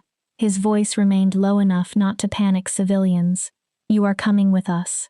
He stepped closer. Don't resist, and no one gets hurt. This was the moment. Eluin had been trained to fight, but the plan required her to appear frightened. She backed away. Her eyes widened. Silver light began to emerge beneath her skin. No. Marcus's expression hardened. Now. Elena's trap closed. Royal guards appeared from every direction, weapons drawn. Instead of attacking immediately, they formed a barrier and slowly compressed the space around the operatives. Marcus went pale. His eyes searched for an escape. There was none. The 5 operatives were outnumbered roughly 5 to 1. Elena stepped from the crowd. Her smile was cold. I assume you have a message you would like us to deliver to your employers. Marcus made one desperate decision. He lunged for Eluin. Elena intercepted him. She caught his wrist. Twisted. Marcus screamed. A hidden dagger fell from his hand. The other operatives attacked. Royal guards moved. The battle lasted only a few minutes. When it ended, all 5 operatives were restrained. Their weapons were confiscated. So were their communication crystals. Eluin stood at the center of the chaos. Her body shook. Her markings blazed. Her wolf paced beneath her skin, demanding violence. Eluin. Elena appeared beside her. Easy. Eluin struggled to breathe. You're safe. They were really going to take me. Yes. Elena did not lie. They were. She touched Eluin's arm. But they failed. The prisoners were marched away. The market slowly returned to normal. A much larger escort accompanied Eluin back to the palace. Kael waited inside the war room. The instant he saw her, he crossed the room in 3 strides. He pulled her against him. His entire body trembled. Are you hurt? No. Eluin buried herself against his chest. It worked. Kael closed his eyes briefly. Then the king returned. Bring me a communication crystal. His voice became cold. I want the Southern Alliance leadership contacted immediately. His advisors straightened. They have 1 hour to dismantle every rogue operation and surrender everyone involved to royal justice. If they refuse, we need strategy, Elena interrupted. Kael turned. Harsh demands will push them directly into open rebellion. We have proof. We have operatives. Kael pointed toward the prison levels. They can testify about the rogue networks. We have documents proving they conspired to kidnap the Prime Omega. His eyes flashed. What more leverage do we need? They know we have it. Elena remained calm. They'll deny authorization. They'll claim the operatives acted independently. Lawyers become involved. The crisis becomes a political stalemate. Kael's expression darkened. Unless? Elena smiled. Amnesty. Kael stared at her. No. We offer immunity for previous offenses in exchange for a full confession. No. And cooperation dismantling every rogue network they created. They plotted to destabilize my kingdom and kidnap my mate. His voice rose. They do not receive amnesty. They deserve punishment. Elena did not disagree. But punishment alone does not solve the southern instability. She pointed toward the map. If we crush them, another faction may replace them. Kael remained silent. The Alliance exploited chaos because they believed central authority ignored southern concerns. Elena continued. Give them equal participation in rebuilding their territories. She looked at Kael. In exchange, they dismantle the rogue groups and submit to a cooperative structure. One advisor leaned forward. You want to reward treason? I want to end it. Elena's voice became sharp. Kale turned toward Elowen. What do you think? She blinked. You're asking me? Yes. Elowen considered everything. I think Elena is right. Kale's eyebrow lifted. Punishment feels satisfying. Elowen chose her words carefully. Amnesty solves more problems. She looked toward the map. But betrayal after amnesty cannot be treated lightly. How lightly? Elowen's voice hardened. They need to understand that violating the agreement means total destruction. A slow smile crossed Kale's face. There she is. He turned toward the advisors. Draft the offer. Kale pointed at the Southern Territories. They receive equal representation in royal decisions. He continued. In exchange, every alliance pack pledges loyalty to the crown and full cooperation in security matters. They may see mercy as weakness, one advisor warned. Let them. Kale's answer was calm. In 3 months, if rogue networks are gone and the South is prospering, they will understand. His hand rested beside Elowen's. Power is not always domination. Elena nodded. Sometimes mercy requires more strength. As the advisors began discussing terms, Kale pulled Elowen aside. I'm proud of you. I was terrified. That doesn't make you less brave. He touched her markings. It is what makes bravery real. Elowen smiled faintly. You changed where this crisis was heading. Kale looked toward the council. Without you, we might be preparing for war. I didn't do anything heroic. You stayed. His voice softened. Heroes are frightened people who choose to stay when running would be easier. Then he kissed her. Not as an alpha claiming an omega. Not as a king securing political power. As Kale, Elowen kissed him back. And somewhere during that kiss, she understood something that had been growing for days. She no longer thought about leaving. She wanted to stay. Not because of the bond, not because of the crown, not because anyone required it, because she chose him. Chapter 9. The Claiming Ceremony. 28 days. Ancient wolf law required a prime omega to receive 28 days after awakening before a formal claiming could occur. Elowen had reached the 27th day. Northspire was in controlled chaos. Kale had originally insisted that the ceremony remain private. Circumstances had changed. The Southern Alliance accepted the amnesty agreement. The captured operatives were tried and convicted. Their testimony exposed the conspiracy and helped dismantle the rogue operation. With the immediate threat removed, packs across the territories wanted to celebrate. The private claiming became something much larger. The evening before the ceremony, Elowen stood in Kale's chambers. Not the guest suite. She had been sleeping in his room for the previous week. A dress waited for her. White silk shimmered as though light lived inside it. Wolves, stars, and moons were embroidered across the fabric. A delicate crown of silver and moonstone rested nearby. Elena appeared in the doorway. You look terrified. I am. Elowen stared at the crown. This is permanent. Not entirely. Elowen looked over. The bond can be severed if both parties consent. Elena's voice became gentle. It would hurt you both badly. She smiled. But I don't believe you want that. No. Elowen stared at the dress again. That is what frightens me. She laughed softly, almost in disbelief. A month ago, I scrubbed floors at Silverpine. She turned toward Elena. Tomorrow I become queen. Her voice lowered. And I'm choosing it because I love him. Elena smiled. How did this happen? You met someone who saw your worth. Elena walked closer.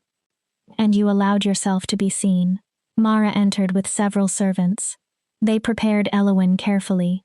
Her dark hair was arranged with moonstone pins. Makeup emphasized rather than concealed the silver markings. Then they helped her into the white dress. When Elowen faced the mirror, she did not recognize the frightened orphan. The woman in the reflection looked powerful, Royal.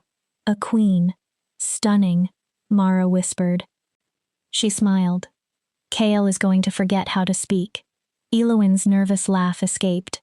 I hope so. The ceremony took place in the palace's grand hall. Marble columns were carved into wolves mid-leap. Every major alpha in the Northern Territories had been invited. Representatives from neighboring human kingdoms also attended. Thousands of witnesses. Elowin waited in the antechamber and tried to control her breathing. Tobias appeared in formal clothing. He looked nearly as nervous as she felt. It's time. He swallowed. Are you ready? No. Elowin smiled. But I doubt waiting another year would make me ready. The doors opened. Music filled the hall. Every conversation stopped. Elowin entered. White flowers lined the aisle. At the far end stood Kael. Formal black and silver robes covered him. The Alpha King's insignia rested across his chest. A black metal crown set with moonstones framed his dark hair. Then his golden eyes found her. The bond flared. Heat swept through Elowin. Kael's expression transformed. Wonder, desire, and something she could now recognize without fear. Love. Elowin reached him. Kael took both her hands. Hi. The word was whispered only for her. Despite thousands of witnesses, Elowin smiled. Hi. For one heartbeat, there was no kingdom, no politics. Only them. An elderly ceremony master stepped forward. Silver hair framed a face marked by age and authority. We gather to witness the claiming of Prime Omega Elowin by Alpha King Kael Nightborn. He addressed the hall. Once marked, their bond will join them in perpetuity, unless both willingly consent to severance. Kael turned fully toward Elowin. His hands tightened around hers. Elowin. His voice carried through the hall. I offer you my loyalty, my protection, my love. His eyes held hers. And my partnership. Elowin's throat tightened. I ask you to stand beside me as queen. Kael's voice grew stronger. Not behind me as a possession. I ask you to challenge me when I am wrong. A faint smile appeared. To support me when I am right. He drew one breath. And to build whatever future comes next with me. His gaze softened. Not from duty. From choice.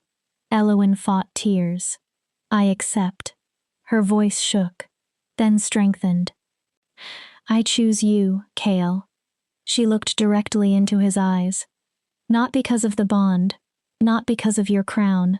Not because destiny says I should. She smiled through the emotion. I choose you because you saw value in me before I could see it myself. Kael's eyes shone. You gave me agency when you had enough power to take it away.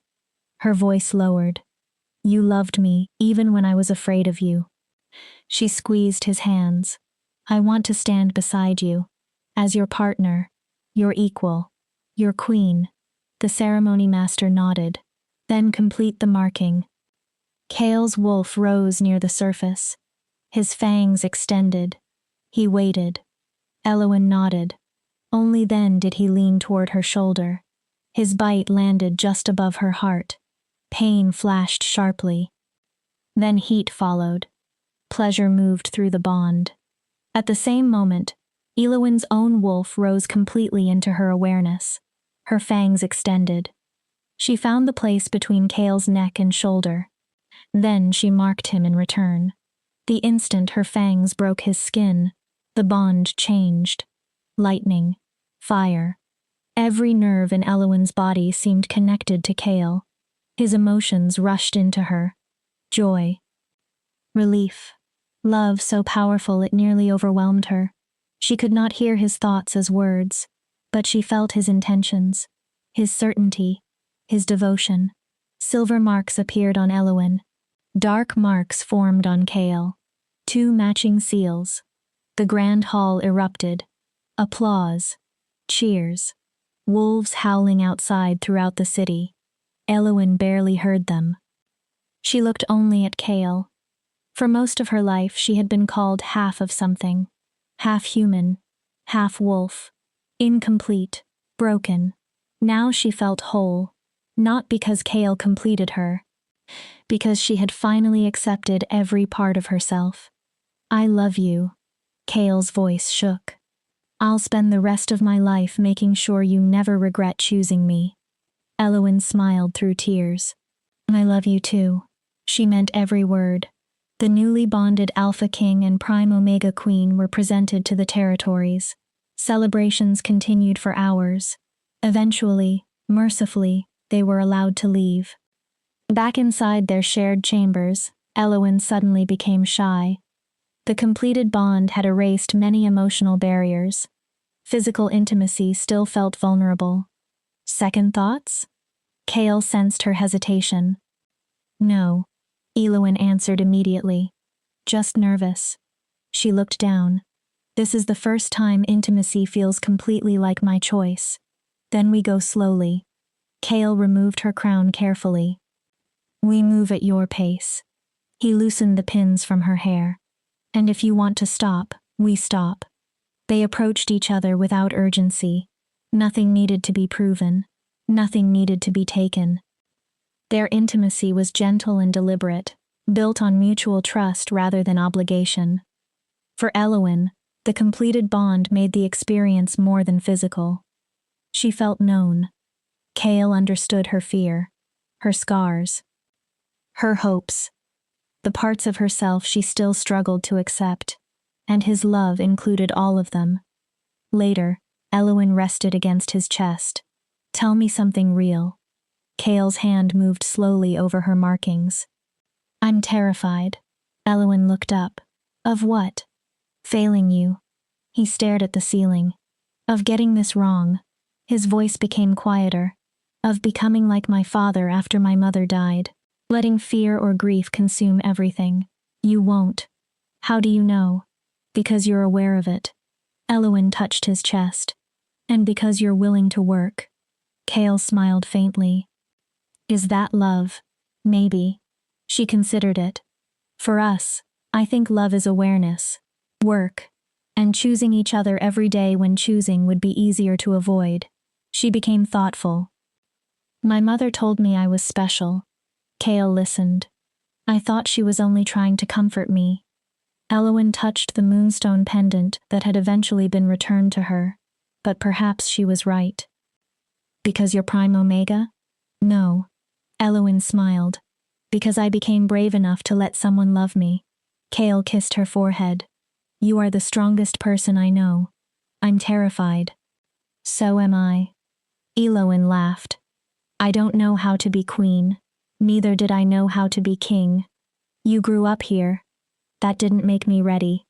Kale touched her cheek. We learn. Elena will probably terrify me. She terrifies everyone. Elowen smiled. Over the next 3 days, being queen became real. Meetings, protocol lessons, history, introductions to diplomats from across the territories. People constantly wanted something. A blessing, an opinion, a few minutes of her attention. But some moments mattered. A mother brought a sick child and asked Elowen for a blessing. A young wolf newly awakened to her abilities asked for advice. A human diplomat wanted to understand wolf culture. Elowen discovered she was good at listening. Titles mattered less to her than people. She had spent 16 years at the bottom of a hierarchy. She knew what it felt like when powerful people stopped seeing the person beneath rank. So she listened. She offered mercy when possible. Strength when necessary. One evening, Elena watched her finish another meeting. You're going to be a good queen. Elowen laughed tiredly. I'm improvising. Better than good. Elena smiled. Exceptional. I only do what seems right. That is exactly why. On the third evening, a message arrived. Silverpine Orphanage requested an audience. Elowen's first reaction was to refuse. Then she remembered something Kale had taught her. Running from the past did not erase it. She agreed. The meeting took place inside a formal chamber. Guards remained nearby. Kale stood beside her. Delphine entered first. Elowen almost did not recognize her. The woman seemed smaller, older, less frightening. Vivian followed. Her golden beauty had not disappeared, yet here, beneath the palace lights, the arrogance no longer made her seem powerful. Your Majesty. Delphine forced the title through tight lips. We came to offer our congratulations on your claiming. Elowen studied the woman who had controlled 16 years of her life. She expected anger. Instead, she felt pity. Delphine had built such a small world around cruelty that she had never understood anything beyond it. Thank you. Elowen kept her voice formal. I hope Silverpine is well. Vivian shifted uncomfortably. We wanted... She swallowed. We wanted to apologize. The words sounded forced. Elowen understood why. They had not come because guilt suddenly transformed them. They came because the girl they abused now wore a crown. She could humiliate them, punish them, destroy their lives with a sentence. Instead, Elowen felt only sadness. I forgive you. Delphine's face changed. Elowen continued. I forgave you when I stopped allowing your cruelty to decide who I was. Delphine flushed. She had expected rage, or revenge, perhaps even pleading for acknowledgement. Not this. The orphanage will receive increased royal funding. Delphine blinked. Elowen raised one hand before she could speak. Not because you deserve it. Her voice became firm. Because the children living there do. They deserve better food, better care, and choices I never had. After Delphine and Vivian left, Cale pulled Elowen against him. That was generous. Strategic. He smiled. How? If I pretend they never hurt me, I lie. If... She rested against him. If I spend the rest of my life trying to punish them, they still control me. And forgiveness? Means I decide when their influence ends. Cale kissed her hair. My brilliant queen. That night, the reality of her life settled over Elowen. She had power, love, purpose, a place. But every gift came with responsibility. Thousands of wolves would now bring problems to her. Cale expected her partnership. The territories expected leadership. What are you thinking? Cale felt her tension through the bond. Everything. Elowen exhaled. It's too much sometimes. I know. He pulled her closer. But you don't carry it alone. I won't be the queen people expect. Good. Elowen looked at him. I'll make mistakes. Definitely. She hit his chest lightly. Cale laughed. You come from outside this entire system. His expression became serious. That may be exactly what we need. He continued. You see things those of us raised inside the hierarchy stopped noticing. Elowen remembered the girl scrubbing Silverpine's floors. That girl could never have imagined any of this. She believed status determined value. She believed belonging depended on blood. She believed kindness was weakness because cruel people always seemed to possess the power. Yet that frightened girl had done one thing right. She had run. She had walked into the unknown rather than surrender the rest of her life. Thank you, Elowen whispered. For what? For seeing me. She looked into his golden eyes. For giving me choices. Her fingers traced his bond mark. For loving me with my scars instead of pretending they aren't there. Cale tightened his arms. Thank you for trusting me. His voice softened. For teaching me strength doesn't need cruelty. They held each other as the night deepened. Their bond was no longer merely magical. It was chosen, tested, earned. Across Northspire, people had already begun telling the story. The half-blood girl who had awakened as Prime. The unwanted orphan who became queen. But Elowen knew the story was not about winning a crown. It was about finally understanding that courage could change what power meant. And her legend had only begun. Chapter 10. The New Era. 6 months later, The northern territories barely resembled the kingdom Elowyn had first entered. The rogue networks that once threatened the south had been dismantled. But rather than simply executing every rogue who surrendered, Elowyn supported a new initiative, the Redemption Program. Former rogues were offered a route back into society. Training in trades, housing assistance, counseling for wolves traumatized by years of isolation. Some refused. They disappeared into the wilderness and rejected organized pack life. Many accepted. For them, it was the first genuine second chance they had ever received. Even the Southern Alliance changed. The amnesty agreement forced its leadership to dismantle the rogue operations. In return, Southern packs gained greater representation in royal governance. To everyone's surprise, former enemies became useful allies. Trade between regions increased by 40%. Pack conflicts dropped dramatically. The territories prospered. Elowyn stood on a palace balcony looking over North Spire. One hand rested on the small swell of her abdomen. The pregnancy had surprised both of them. Apparently the mate bond followed its own schedule. Neither Elowyn nor Chaol complained. Still overwhelmed? Chaol's voice came from behind her. His arms settled around her carefully. Not overwhelmed. Elowyn leaned back against him. Reflecting. Dangerous activity. She smiled. 6 months ago, I believed this palace would become another prison. Her hand covered his. I thought choosing the bond meant giving away my freedom. And now I'm about to bring a child into a world that is better than the one I knew. Chaol kissed her hair. Because of you. Because of us.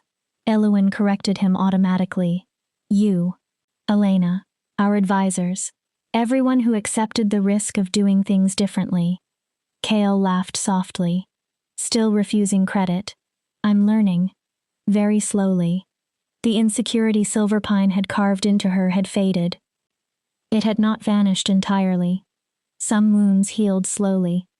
Chaol eventually stepped away. Come. Where? Someone wants to meet you. He led Elowyn through the palace to a smaller chamber. Elena waited inside, beside a young woman Elowyn had never seen. The girl looked about 17. Dark hair, frightened eyes, and faint silver marks pulsing beneath her skin. Elowyn's breath caught. Another Prime Omega? Not Prime. Elena shook her head. But unusual. She looked toward the young woman. An Omega with strong empathic abilities. The girl lowered her eyes. She was trapped inside a brutal pack. Her alpha intended to force her into an early bond with another alpha who had already been abusing her. The girl flinched. Elowyn immediately remembered herself in the forest. Confused. Terrified. Surrounded by people who knew more about her power than she did. She moved slowly. What's your name? Lyra. The word was barely a whisper. I'm Elowyn. She sat so their eyes were level. And I know what it feels like when people treat you like property instead of a person. Lyra's eyes filled with tears.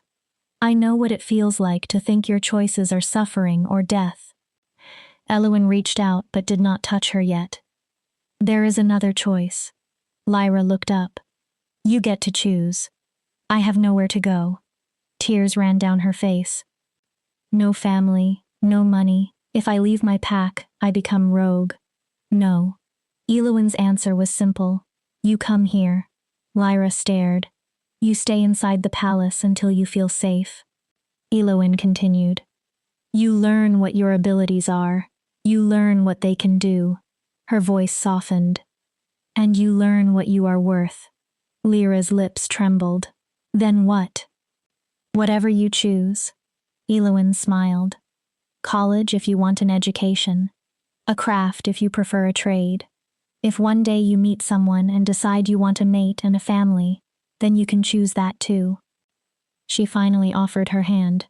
But it will be your choice. Lyra looked at the hand as if she could not believe it existed. Really? Really? Elowyn waited. Eventually, Lyra took it. We now have an entire program for wolves escaping abusive packs. She explained the support. Housing, education, counseling, legal protection. The laws changed too. Elowen's expression hardened. If an alpha touches you without consent, the Crown has authority to intervene. Elena smiled. She's caused a small revolution. Kale leaned against the wall. Equal rights reforms, consent laws, education available to young wolves regardless of rank. The older alphas hate it, Elena added. Kale smiled. The younger wolves love it. They're tired of being told natural strength automatically creates moral authority. Lyra looked between them. Can all of this really work? It already is. Elowen squeezed her hand. Slowly. There is resistance. She smiled. But every time an alpha chooses cooperation over domination, we prove something. What? That the old system was never inevitable. Elowen looked toward Kale. It was only the system everyone had stopped imagining alternatives to. Over the following weeks, Lyra settled into palace life. Elowen became her mentor. She helped Lyra understand that empathic ability was not a curse. Used carefully, it could help her connect deeply with others. Her Omega nature did not make her valuable because someone powerful could exploit it. It gave her another way to strengthen a community. Meanwhile, Elowen's pregnancy progressed. As the child grew, one thought returned constantly. Her son or daughter would never grow up inside the world she had known. Whether the child became Alpha, Omega, or something between traditional roles, that child would have choices. Agency. The right to reject traditions that did not serve them. One evening, Elowen sat in the royal gardens with Elena. Sunset painted the sky gold and crimson. Elena looked at her growing abdomen. Do you ever regret staying?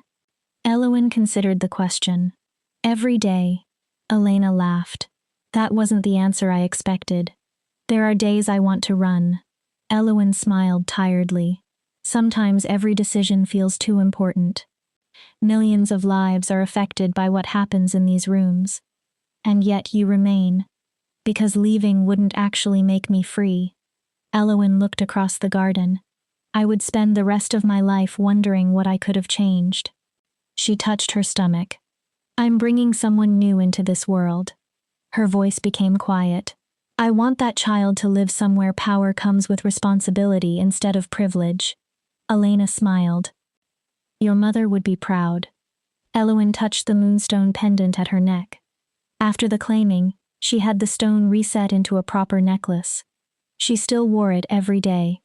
I think she would. She looked down at the pendant. She said I would understand when the time came. Do you? I think so. What was your power meant for? Elowen considered the question. Not domination. She looked at Elena. Transformation. Change. She remembered arriving at Northspire. I was afraid of everything. Kale? Him most of all. Elena laughed. I was afraid of my own power. Afraid I didn't deserve any of this. Elowen smiled. I eventually realized everyone is frightened. Even alphas? Especially alphas. She looked toward the palace. Anyone with real responsibility eventually wonders if they're good enough. So what do we do about it? We stop pretending fear means weakness. Elowen answered carefully. We build systems that assume people are imperfect. We make places where people can ask for help. And we teach them vulnerability does not cancel strength. Elena squeezed Elowen's hand. You are going to become a legend. Elowen groaned. I don't want to be a legend. What do you want? To be someone who made things better. 3 months later, Elowen gave birth to twins. A son and a daughter. The boy had his father's dark hair. His golden eyes immediately revealed considerable alpha potential. The girl had Elowen's dark hair. Faint silver markings already glowed along her skin. An Omega. And even as a newborn, her strength was unmistakable. Kale held both children. Tears ran openly down his face. Elowen had never seen the Alpha King look so completely overwhelmed. We need names. She smiled weakly from the bed. Kale looked at their son. Alistair. Elowen understood. Your father. Kale nodded. I want him to remember what loss taught us. His voice became quiet. That we fight for what matters while we still have it. Elowen looked toward their daughter. And her? That belongs to you. Kale carefully placed the girl in Elowen's arms. She should carry part of her mother's legacy. Elowen looked down. Her daughter would grow up celebrated rather than contained. Protected rather than exploited. She would never be told that being Omega made her weaker or less deserving. Lyra. Kale smiled. After your student? After the first queen's sister in the old stories. Elowen touched the newborn's cheek. The woman who taught an Alpha King mercy. Kale looked at his daughter. Lyra. He smiled. Perfect. A month later, once both children were healthy and Elowen had recovered, the royal heirs were formally presented. The grand hall filled again. This time there was little political tension. Only celebration. Elowen stood beside Kale, holding one child while he held the other. She looked across the crowd. Representatives from all 43 packs attended, even some older alphas who had fought against her reforms. She also saw young wolves who had recently awakened. Families reunited through reintegration programs. And Lyra, the empathic Omega, standing confidently among other wolves now receiving mentorship and protection. Hope filled the room. Citizens of the Northern Territories. Kale's voice carried through the hall. We present our heirs. He lifted their son slightly. Alistair. Then he looked at their daughter. And Lyra. Kale smiled. One future Alpha. A pause. And one future Prime Omega. He looked at Elowen. Or perhaps simply a prime-born girl who will decide her own future. Laughter moved through the hall. Elowen stepped forward. These children represent what we are building. Her voice strengthened. A future where power and compassion coexist. Where strength does not mean domination. She looked down at Lyra. And where every wolf, regardless of rank, blood, or status, has the right to choose a path. Inside, she made a promise to her daughter. You will never be trapped by circumstance the way I was. You will never be told you are worth less because of what you are. And if anyone ever tries to steal your choice, Elowen's eyes lifted. I will burn the world to give it back. She almost smiled. It was the same promise Kale had once made to her. At last, she understood it completely. Love was not possession. Love was defending another person's freedom. Years passed. The reforms Elowen helped create became the foundation of a changed society. Natural hierarchy did not disappear. Alphas remained naturally dominant. Omegas still produced scents that encouraged bonding. Mate bonds still existed. But hierarchy no longer automatically meant oppression. Cooperation slowly replaced fear. Alistair grew into a thoughtful alpha. He inherited his father's wisdom more strongly than his aggression. He became interested in diplomacy and commerce. He wanted to prove business could be ethical. Trade could be fair. Profit did not require exploitation. Lyra refused to follow a single path. At 15, she trained in combat with Elena, studied political philosophy with magistrates, spent time with healers, wrote poetry, and experimented constantly with her considerable Omega abilities. She's going to be more revolutionary than I ever was. Elowen watched Lyra debate scholars about consent inside mate bonds. Kale wrapped one arm around her. She learned from the best. 20 years after Elowen's claiming, she stood again on the palace balcony. Silver now threaded through her dark hair. Laugh lines marked her eyes. Her body carried evidence of a life that had finally been lived rather than merely survived. A messenger arrived from the south. The rogue population had fallen nearly to zero. Reorganized packs were prosperous. Cooperative governance had produced changes no one predicted. New agricultural methods. Improved trade routes. Scientific discoveries benefiting every territory. Elena, ancient now but still sharp-eyed, joined Elowin. The human kingdoms are watching. Interested? Some, Elena smiled. Others are frightened by how powerful we've become. Then show them we don't want conquest. Elowin looked toward distant mountains. Only coexistence. That requires diplomacy. Elena's tone became suspiciously casual. Someone should represent our values. Elowin already knew. You think Lyra is ready? I think she has been ready for years. Elena smiled. You are the one who needed to realize it. That evening, Elowin spoke with her daughter. She explained the possibility of a diplomatic mission to the neighboring human kingdoms. Lyra's eyes immediately brightened. Really? Yes. You'd let me? Elowin stopped, then corrected gently. I would suggest it. Lyra smiled. But? It's your decision. Yes. The answer came instantly. Yes, I want to go. Emotion tightened Elowin's chest. This was what she had fought for. Not only her own freedom. This.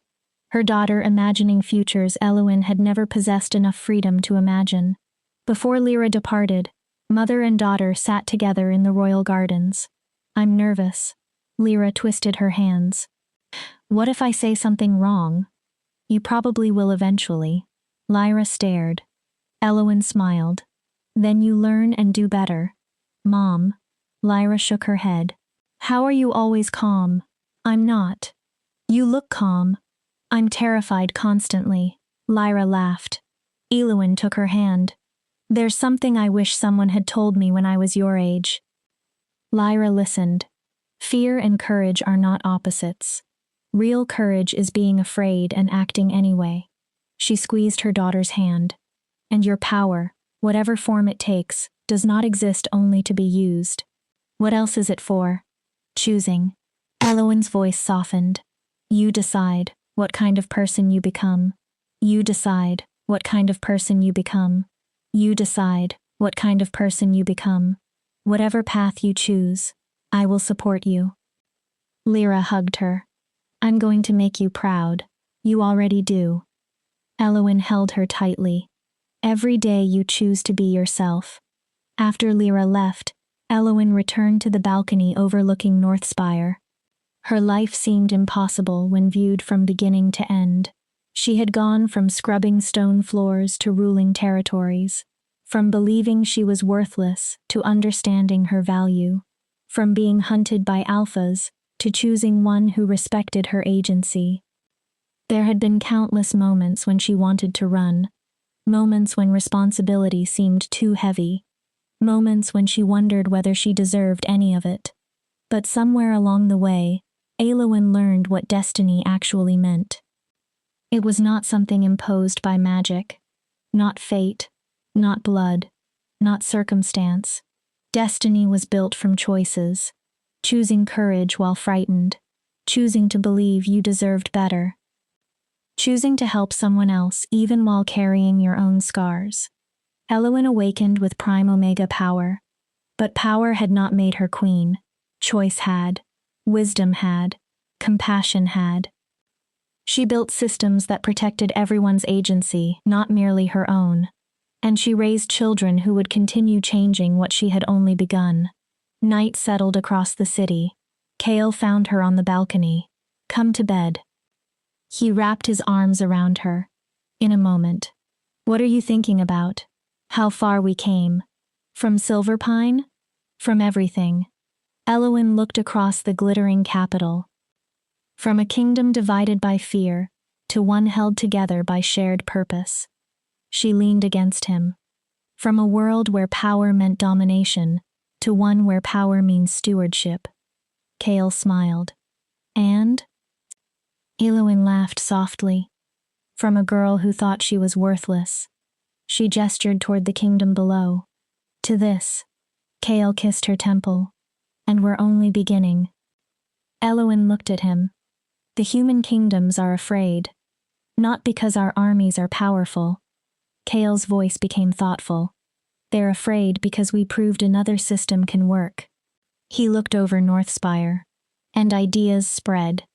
Elowin smiled. Good. Let them spread. She took his hand, not through conquest, through example. They remained on the balcony as stars appeared above the city. The bond between them still hummed as strongly as it had all those years before, not because magic had forced it to survive, because they had continued choosing each other. Somewhere in Northspire, their daughter prepared for a diplomatic mission that might change relations with the human kingdoms. Across the territories, wolves made thousands of smaller choices that would shape the generations after them. And somewhere in history yet to be written, people would remember the half-blood Omega who awakened as Prime, the Alpha King who chose partnership over possession, and the Queen who transformed a kingdom through strength tempered by mercy. Elwyn looked at Chaol. "I love you," she had said it countless times. Tonight it still felt new. Chaol smiled. "I love you too. Always." They walked back into the palace hand in hand. Elwyn was no longer the unwanted half-blood. She was no longer the orphan hiding bruises beneath tangled hair, no longer the hunted Omega running through a forest. She was Elwyn, Queen of the Northern Territories. A mother, a builder, a woman who had taken power once used to frighten her and turned it into something capable of changing the world. And for the first time, she understood completely what her mother had tried to tell her. She had always been special, not because destiny had selected her, not because she was Prime, but because even when the world tried to decide everything for her, Elwyn learned how to choose.